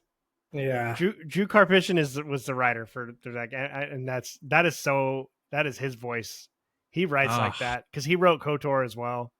Yeah, a lot of it at least. Yeah, that's phenomenal. There's so many great lines. That's the reason why I had to put it over the other two. I think all three are pretty great. Obviously, I would say 1 and 2 are pretty close to me. 3 is still good, but obviously 3 is great. I'd say. Yeah, it's just not quite 1 and 2. It's not quite there, but yeah, number 1 for me is just really about the story and the characters and really the main villain. I think kind of really pulls it all together. So yeah, that's my number 5. I don't know if Mass Effect 1 is somewhere else in your guys' top 10 or. I only have Mass Effect 2 on my list. Man. Yeah, not in mine, but I agree with you, Kyle. The Mass Effect 1 is my favorite of the trilogy, and the chief reason being that I think it keeps the most. It's the most pure RPG. Yeah. Whereas I think the rest of the series kind of strays from it. I really enjoyed the RPG elements in the first one, and I wish they had kept it around, but at the same time, I love what they did with the other games as well. I think they had the strongest soundtrack too. Oh yeah, Mass Effect sure. 1 has the best music. They went all out on like the 80s synth stuff, and then they kind of fell off of that a little bit for 2 and 3, and I think they messed up by backing off of that. Okay, so we're on to 4 now, right? Because we got everybody's 5 because you're 5. Yeah, Taylor you got was my Dead 5. Space. Yep. Cool. My 4 has already been addressed, which is The Witcher 3 Wild Hunt. Nice. Number 4 for me. And then now normally we would go Kyle next in the order. So even though you kind of just went Kyle because we already had ours, but go ahead, Kyle, for your number 4 because I'm sticking with the order, and then we'll do Taylor. All right. I'm curious where this is with you guys. I'm not sure where this place is with you, Taylor. Still getting to know you. But number 4, this is one of those rare moments where we've talked about this in a previous episode, actually. This is one of those rare moments where the sequel to an all-time great game is just as good and debatably could be better, right? And this is going to be The Last of Us Part 2 for me at number 4. That's definitely on my list. There's a reason why they made a show of it. I wish it was a little bit better. Show sucks. Quite a lot better. First season was great, of course, but I don't know what happened after that. But I think that the scene, quotation marks, made me feel a ton of like mixed emotions. And I know this is like a turning point or I guess a turning away point for a lot of The Last of Us fans for some reason. But and trust me, I didn't like it either. But I think it's a very necessary moment in the story to set up for what I think is one of the best stories ever written. And I'm not even talking about just video games. I'm talking ever written. Yeah. No, I agree completely. I think the combat is obviously great. I think seeing the facial expressions, the close quarter combats while you're, the facial expressions while you're snapping someone's neck or you're, cutting their throat brings a disturbingness and like a grittiness throughout the entire game that I think was kind of almost missing in the first one.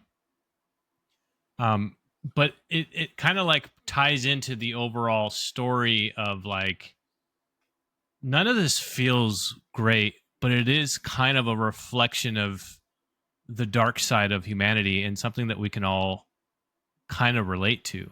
And the story of revenge, of course. I loved the kind of like grittiness and the transparency of part 2. Obviously taking some of those monsters and making you play them. Playing Abby was, I think, confusing at first. And that's what I want to say is like, I know that a lot of the backlash about this game is like people not liking that they have to play like Abby or people not liking certain things that happen because I don't want to like spoil anything if anybody hasn't played the game. Yeah, it's called missing the point. That's what those people exactly. From. Yeah. Of course, we didn't. I don't know about you. I didn't like it when it was happening. I don't enjoy seeing these things. But I think that's the growth that comes with it, and that's kind of the entire point of the story. You're kind of missing it. It's not supposed to feel good. That's the point. It's challenging in the best way possible. Yeah. I think it's incredibly brave. I love Neil Druckmann for everything that he's done with part 1 and part 2. And I think this game really makes you think about what you're feeling and why. And I've learned actually a lot of valuable life lessons from The Last of Us in general that have truly shaped who I am today And I think that's something that doesn't really happen in storytelling a whole lot, just whether you're watching movies or games. This one actually sticks with me and applies to real life. So yeah, The Last of Us Part 2 is definitely number 4 for me. Yeah. Go ahead, Yeah, Taylor. funny. Yeah, so I was actually going to say, funny enough, this is not on my list. I think it was at one point in time, and it got edged out. Edged out, dude. It got edged out. Don't say that too loud around Ian, man. Dude, I almost spit my Pepsi all over my monitors.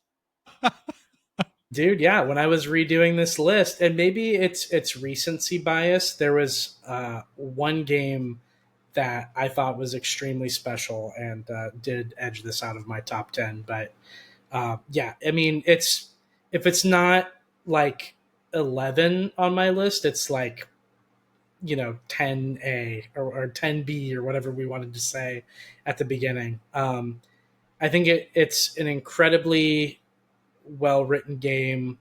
I think it challenges you in the best way possible and challenges your sensibilities in the best way possible for a video game. I think it's absolutely one of the best games of all time, and I think it's done something that a video game has never done before in my eyes, or that I've ever experienced, and that is having you play against the main character of another game. Mm-hmm. In a one-on-one heated confrontation where you're just like, I don't want to do this kind of thing. Mm-hmm.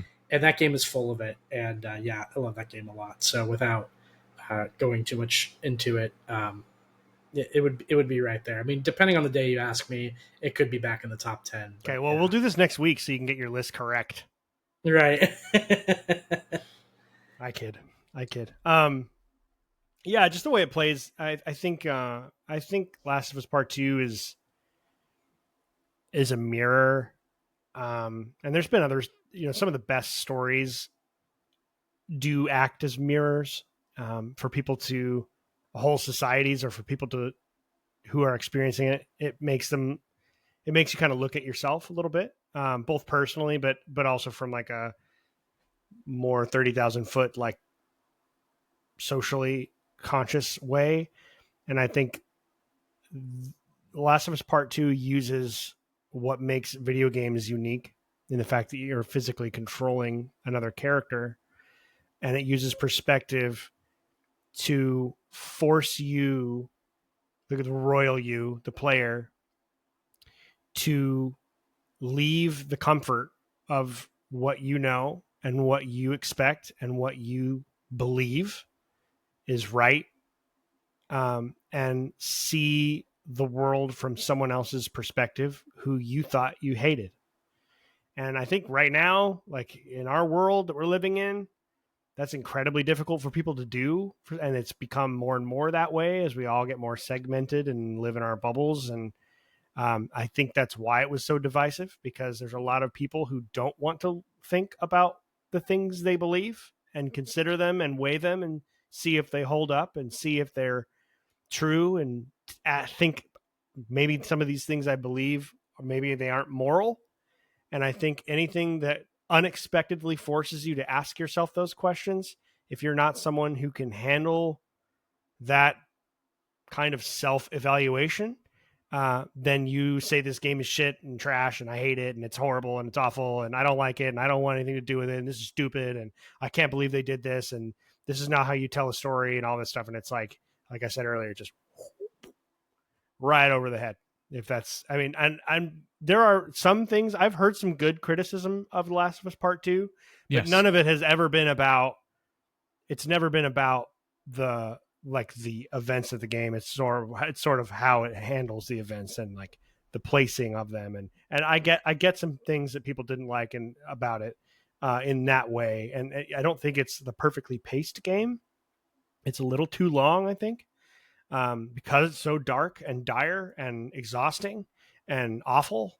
But like, that's pretty much the only criticism I have. And if I don't know, to me, if you're saying you didn't like it because, certain characters die or whatever, it's like, I'm sorry. Like, you can just go watch network television, I guess. I don't know. I just don't really know what you're after there, if that's the reason that you're not going to like a story. So, yeah, this is actually my number 2 game on my list.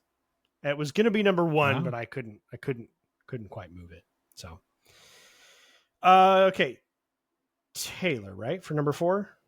Yeah. Okay. What's your number 4, Taylor? So my number 4 is Pokemon Emerald version for the Game Boy Advance. Man, going back. Wow, we're going back. Yeah, I just have such fond memories tied to Pokemon as a franchise. I think it's one of those ones that doesn't matter how old I get, it always, anytime I play a Pokemon game, I'm instantly kind of transported back to a better time, a better era, a more innocent time. And I really value those experiences and those feelings as I get older. I think it was at the perfect time for me where I was so into Pokemon Red and Blue, and then afterwards Crystal, Silver, and Gold that it kind of hit me at an apex where I was at just the right age with just the right generation where it just all kind of clicked for me. And my excitement for the series has been at a peak ever since, really. Also, there's an added joy to it as well because my nephew was born in 2019 and he's been getting super into Pokemon lately. And so that's awesome. To kind of to go on that journey with him as a 31-year-old man and introduce him to this series that means so much to me has honestly meant a lot. And Gen 3 with Ruby, Sapphire, and Emerald it's my favorite gen. Also, I think it's the true definition of nostalgia for me, where the memories associated with it are so good that it's almost painful to look back on. Yeah. Like, it's like it'll never get that good again, kind of a thing. Yeah, the soundtrack especially too, like the Little Root Town theme song, is one of the few video game songs that I think could move me to tears because it just instantly transports me back to that time, and I'll always hold those memories near and dear to my heart. So, what a great generation of games, and a very special game to me. So, no doubt. Nice, that's cool. I love that. That's a good choice, man. I remember when having the Game Boy was a requirement as a kid. Mm-hmm. You know, right? Yeah, I had Red. Red was the one that I got really into. Yeah, the red one. Those are great games. My number 3 is Mass Effect 2. So we've covered that. Dang. Kyle, your number 3?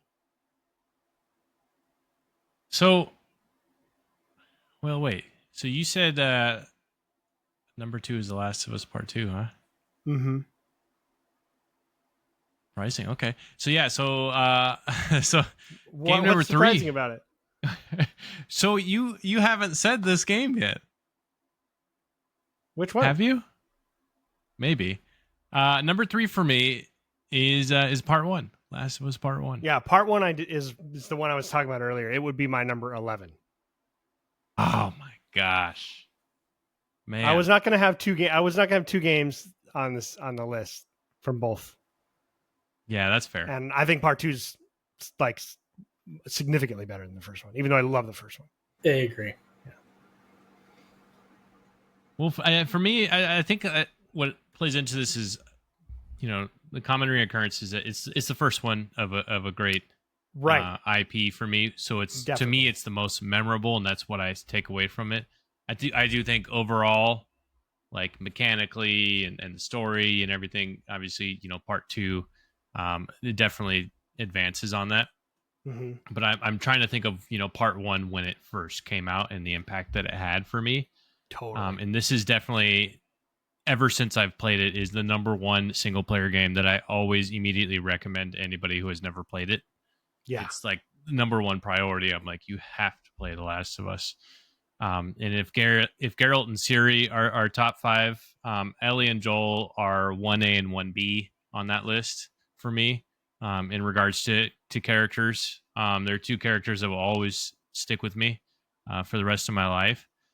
And I was deeply invested into this game from the moment that Sarah dies, all the way until the very bitter end. But I think it really kind of sets the tone of what you're going to be expecting here. And I do think that Neil Druckmann does a great job of creating like real characters. And by that, I mean like they're complex while being relatable at the same time. Like Yeah, it kind they're of flawed. shows. Yeah, exactly. Mm-hmm. So, everybody is capable of causing damage and healing. And so, you're the good guy to one person, but you also are going to be the devil to another.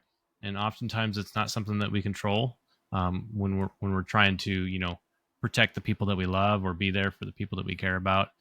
I think that Neil is very careful about making sure that shows in the details of each and every character that he puts into the game. In my opinion, this one is the single best story that I've ever experienced in gaming. It's my favorite single player game of all time, and I just have a lot of memories of just hanging out with people and having them watch me play or me watching them play. It's like that perfect game to like it. It's a weird like single player game where you kind of want to experience it with other people, but it is a single player game. Yeah, I've played through it with so many people, just showing them. Even people who don't really play games, like I played through that with my dad. He just watched me play it. And he loved it. So cool. Loved it. So yeah, that's my number 3. Hell yeah. Taylor, you're number 3. My number 3 is The Legend of Zelda Twilight Princess. Came out originally on the GameCube and the Wii. The GameCube version, though, is the definitive way to play it. So it just took a series that I have a lot of fond memories of and is one of the best series in gaming, and I think brought it into an interesting light. Twilight Princess feels very comic booky, graphic novel style, and it also feels very like high fantasy. A lot of the races in the game that you've seen in the previous incarnations of Zelda, I feel like the maturity level has been ratcheted up slightly, and everything has this like sort of very shaded, dark, and muted color palette that I think suits that universe really, really well. And the wolf segments of the game I know aren't everybody's favorite. They're not really my favorite either, but I think everything else outside of that is really solid.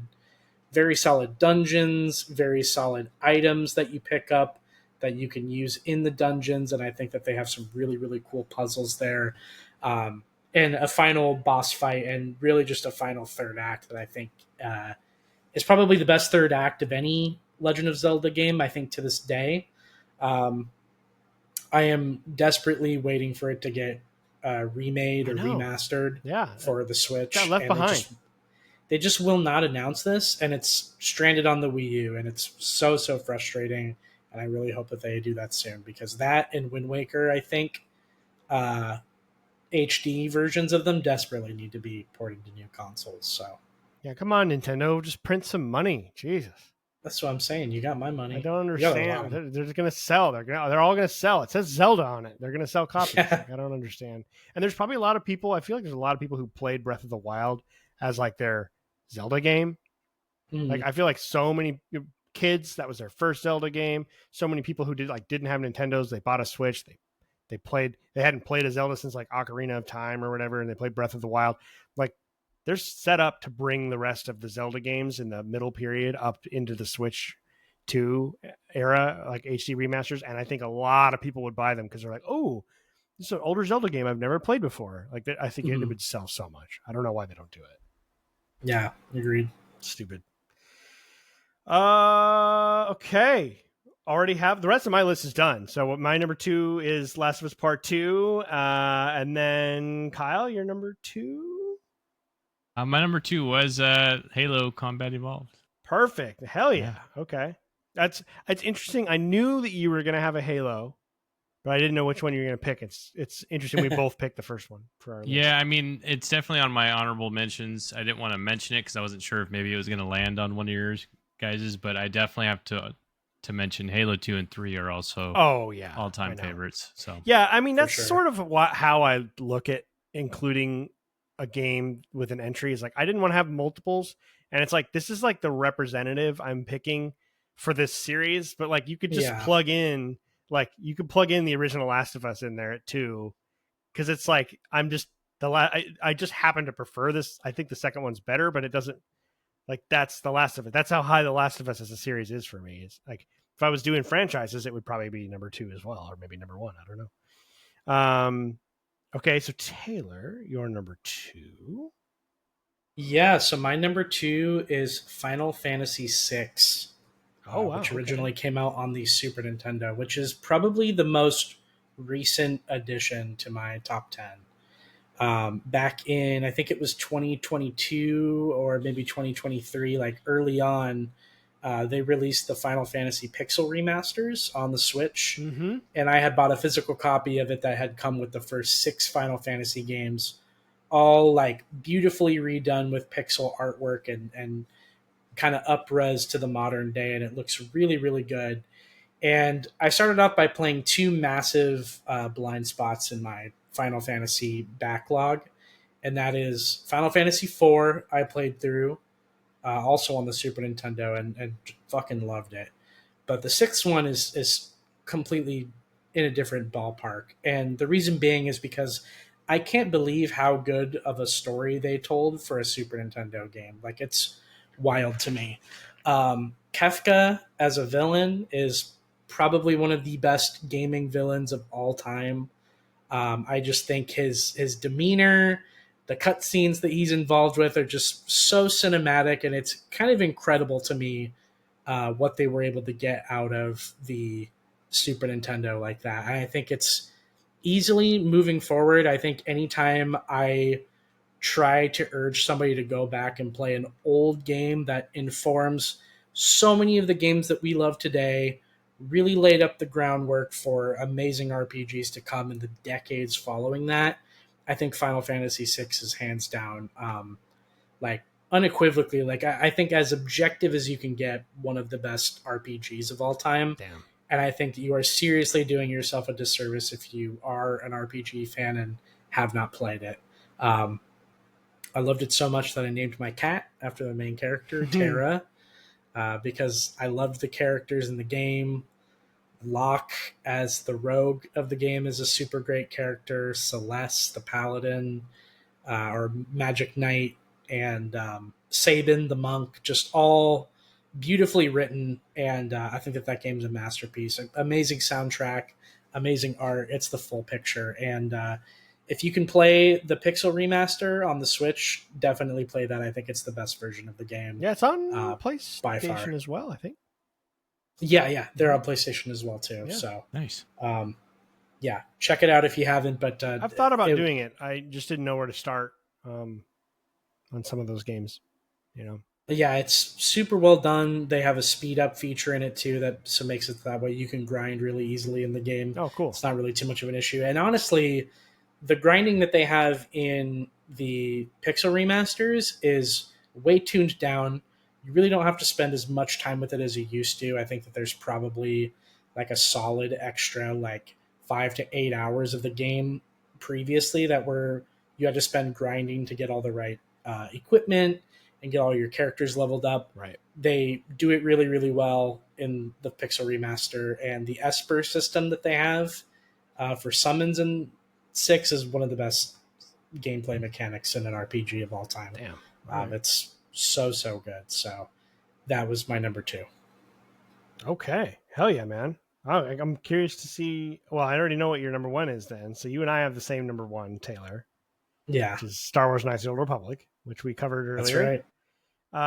Yeah, I spoiled that shit right off. Dude, you played huge spoiler on that big one. That time. was funny. Yeah, we just covered that right. But you know what? It's good because we're like kind of at the end. This is our longest podcast that we've done so far as a trio, which I kind of knew it would be. Yeah. And so it kind of works because now we don't have to spend 15 minutes waxing poetic about Star Wars Knights of the Old Republic. Well, at the tail end. Wax poetic, show. we would. I still would like you guys to have a final say on your number 1 game, though. I think it's only right.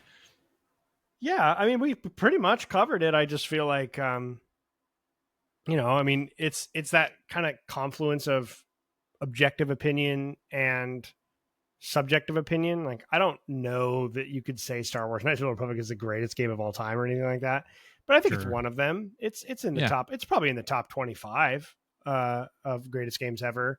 And it's certainly the most important and influential game in my life. I think it's what informed my tastes for the most part. And there's a few other games, but like it's what made me become like the version of, you know, of me within this hobby. It's kind of like my North Star for what makes great storytelling and choice and consequence. And you get your own, you can make your own, you pick your own character, and you can role play, or you can put yourself insert, or whatever you want to do. And it's all the memorable cast of characters. I feel like it nails the essence of Star Wars.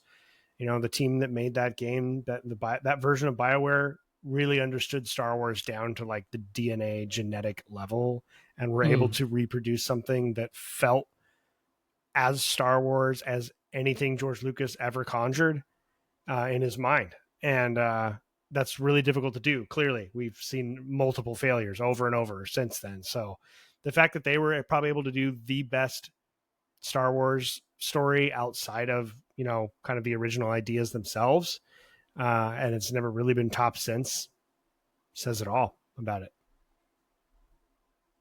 Yeah. I think I echo basically everything that you guys have said about the game. I think one thing you said earlier, though, Ian, like hit the nail on the head for me, and I'll restate it here. Knights of the Old Republic is the reason I love RPGs. Mm-hmm. It's the reason I love video games, and it's the reason why I'm here talking about them and podcasting now.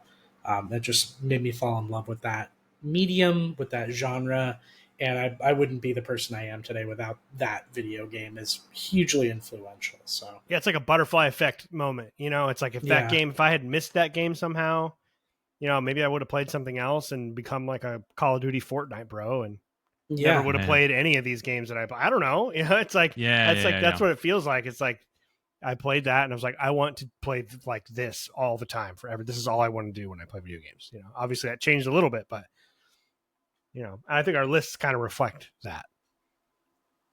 So yeah. Number 1 for you, Kyle? Number 1's going to take a little bit of a left turn. Left turn, huh? I'm gonna start by saying it's the best game that I've ever played, but I don't recommend anybody to play it. What the fuck? I've logged more hours with my friends on this game than all the other games combined, and it's probably 2 or 3 times over. Oh, I know what this is. And I know what it is. It's got to be, when I think about it, it's got to be League of Legends. Yeah. As much as I have a love-hate relationship with this game, it's a game that I always come back to. I've been playing it since, it came out in 2009. I think I picked it up in about 2011 or so. So we're talking about, 14 years of the same game all year round. I've probably, I did some like quick math, and I've probably spent about 1 to 2-ish years of my life in a league match. So that says something.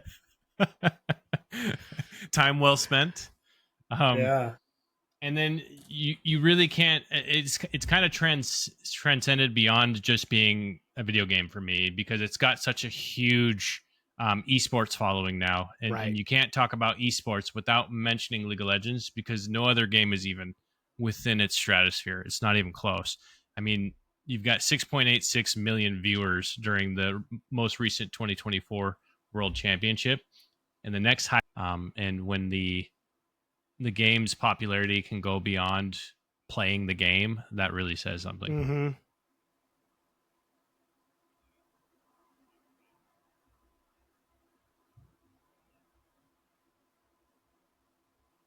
All signs lead back to League of Legends.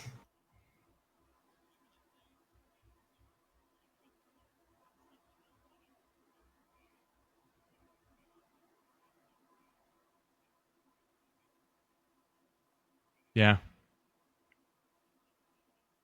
Yeah, and I've taken long breaks. For sure.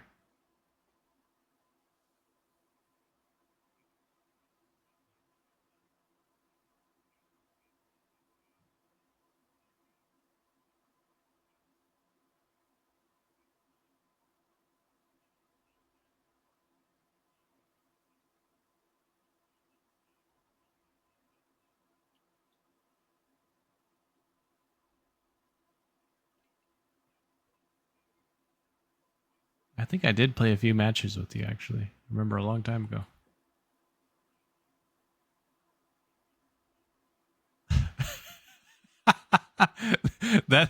Those those are my people, unfortunately. Oh yeah, they're so bad.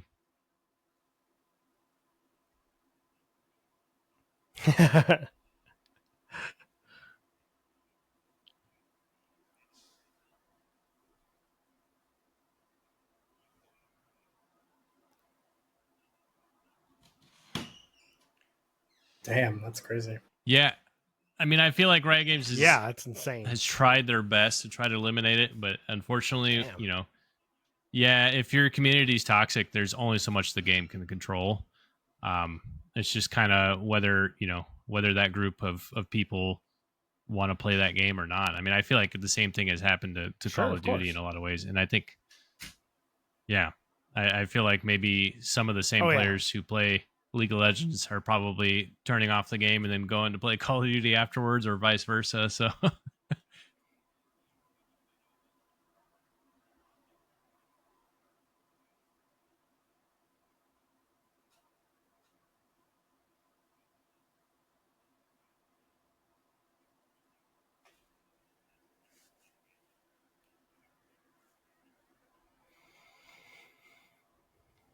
Yeah. Yeah, that's cool.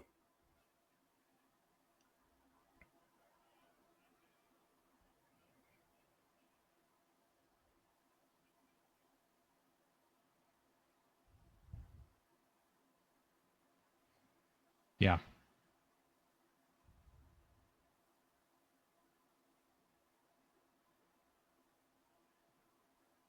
Yes. Yeah. Yeah.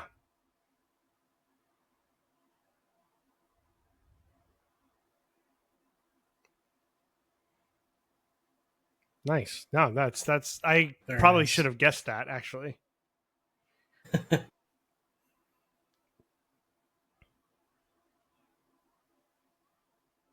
Yeah, some games can get really long, and if you're stuck with this toxic player, it can get brutal. Which is why I don't recommend you play the game, but if you are going to play the game, there are settings for you to turn off the chat, and that is a must. You have to turn off the chat. Nothing your teammates will ever say will be useful, so just go ahead and shut it off.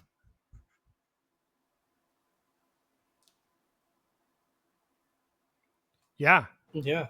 No, absolutely. I mean, that makes total sense. I mean, the amount of investment and time and expertise that you've built, and I mean, it's definitely highlights a lot of what makes just gaming as a whole so addicting and fun, and just like one of those things where you just like keep coming back to it and keep coming back to it. Probably feels like home.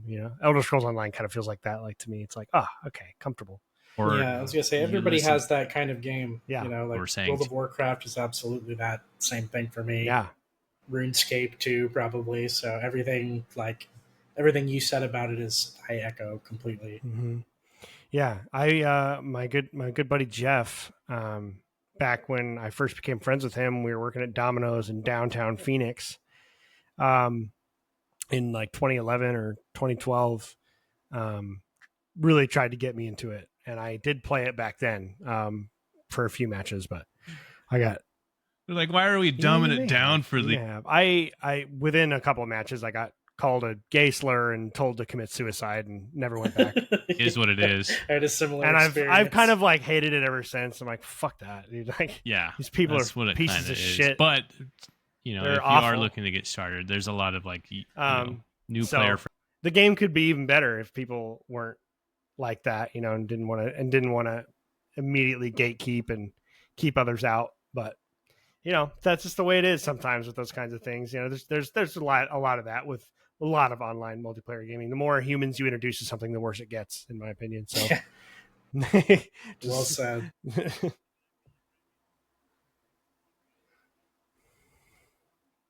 What are you gonna do? Like, yeah. Thank you.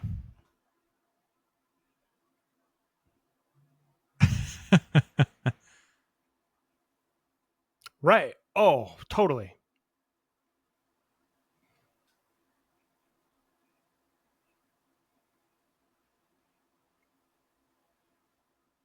Yeah. Or I mean, and that's the thing too. I mean, if you could hop on a quick play online match in like Madden and hear the same stuff. I mean, that's the point I was making earlier. Is like, I think it's kind of the reason I gravitate. It's like the reason I didn't like sports when I was a kid, and the reason I didn't really love very much competitive gaming when I was younger is because everyone's so fucking mean.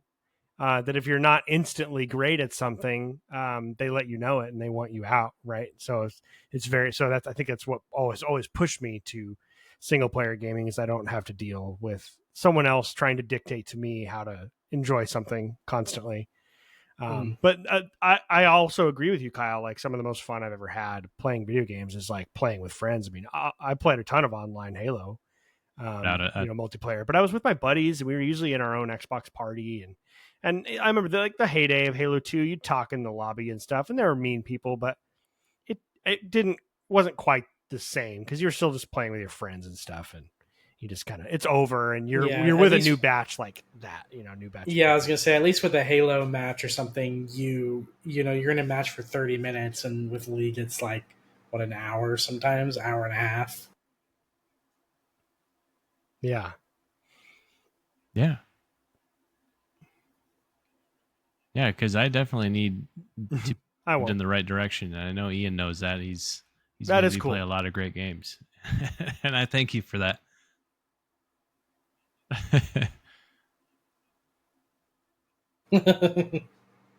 Yeah.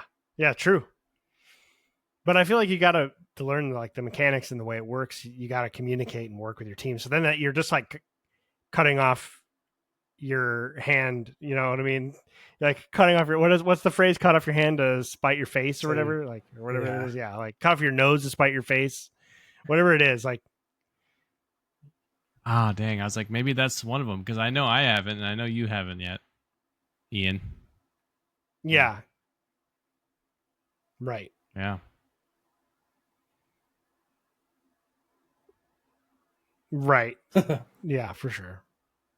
Yeah, I'm sure there's like a way to do like a small private matchup or whatever if you had enough friends that wanted to play and were going to be cool with you. Then it'd probably be a great experience.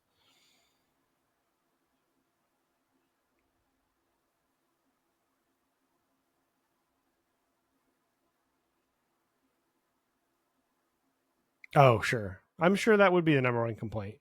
Me too.